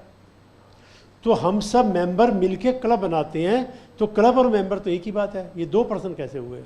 How 1 person is selling goods to himself, ये कैसे हो सकता है? यानी म्यूचुअलिटी का कंसेप्ट है। म्यूचुअलिटी का कंसेप्ट है मतलब हम और आप तो मिलके एक ही है। सारे स्टूडेंट ने मिलकर के एक ग्रुप बनाया, सब ने कंट्रीब्यूट किया, भाई जो भी स्टेशनरी है, बुक्स वगैरह है, सब ले आओ इकट्ठा खरीद के, जिस भी मेंबर को लेना है थोड़े से कम रेट पे मिल जाएगा। सेल पे स्टार्ट कर दी। कोई भी बीओआई बना लो, एओपी बना लो, क्लब बना लो, कुछ भी कह लो। तो ये प्रॉब्लम सब जगह आती है, ये 2 है कि 1 है। तो इसको लेकर के यहाँ क्लैरिफिकेशन आया है, ये गवर्नमेंट से हम बताते हैं 2 है कि 1 है। देखो, इफ एनी बीओआई और एओपी और क्लब, पार्टनरशिप फर्म तो डिफरेंट मानी जाएगी, कंपनी डिफरेंट मानी जाएगी जीएसटी के लिए, has given supply to its members और has taken supply from its member, they will be considered to be, underline कर लो, 2 डिफरेंट पर्सन्स। बिल्कुल डिफरेंट है और बिल्कुल आपको जीएसटी चार्ज करना है, देना पड़ेगा आपको। तो एक क्लैरिफिकेशन है, कंसेप्ट ऑफ म्यूचुअलिटी नहीं लगेगी, उनको दोनों को सेम नहीं माना जाएगा, उनको डिफरेंट माना जाएगा और जीएसटी चार्ज करना पड़ेगा। बस इतना रीड कर लीजिएगा। तो हमारा पेज 217 अब कंप्लीट हमने डिस्कस कर लिया, 218 कंप्लीट डिस्कस कर लिया, 219 में क्वेश्चन 4 से पहले का डिस्कस कर लिया। इतना सारा पार्ट एक बार देख लो, फिर क्वेश्चन नंबर 4 टिकअप करते हैं। यहाँ तक का पार्ट पहले देख लो। अच्छा, कल का डिसाइड हो गया कि क्लास है, दोनों क्लास, लेकिन यूट्यूब लाइव रहेगा। अब यहाँ तक डाउट पड़ेगी। हाँ जी, क्या कह रहे हो बताओ, शर्माया मत करो, बताओ ना। तुम इसको कह रहे हो, पूछ ले, तू पूछना डायरेक्ट, तेरा प्रेजेंटेशन भी अच्छा है। इसका प्रेजेंटेशन देख ही लिया, वर्बोज सुना है, मीनिंग नहीं पता। बताओ, छुट्टी दे दे। ये कह रही है सर छुट्टी दे दो। इनकी इतना धीरे बोला हुआ, सारी क्लास ने सुन लिया, नो सर। फिर ये बोली दे दो ना। तो अब आप बोलो। हाँ, जब ये बोली तब इतनी तेज बोलना था, बेचारा बोला ही जरा सा धीरे जाए। बोला क्या करा सर छुट्टी दो। इतने में सारी क्लास ने सुन लिया, नो सर। वो ऐसा हैरान रह गया कि मैंने क्या कर दिया भाई। तो फिर कल की क्लास लगा लेते हैं। तूने कहीं जाना है? देखो, हमारी क्लास तो क्लास होती नहीं, आपको ही पता है, सिंपल एंटरटेनमेंट प्रोग्राम है, तो आ जाना। अब यहाँ तक डाउट देखिए। अगला क्वेश्चन फिर अगली क्लास में करा देता हूँ, ठीक है? अगला क्वेश्चन अगली क्लास में। Okay, thank you.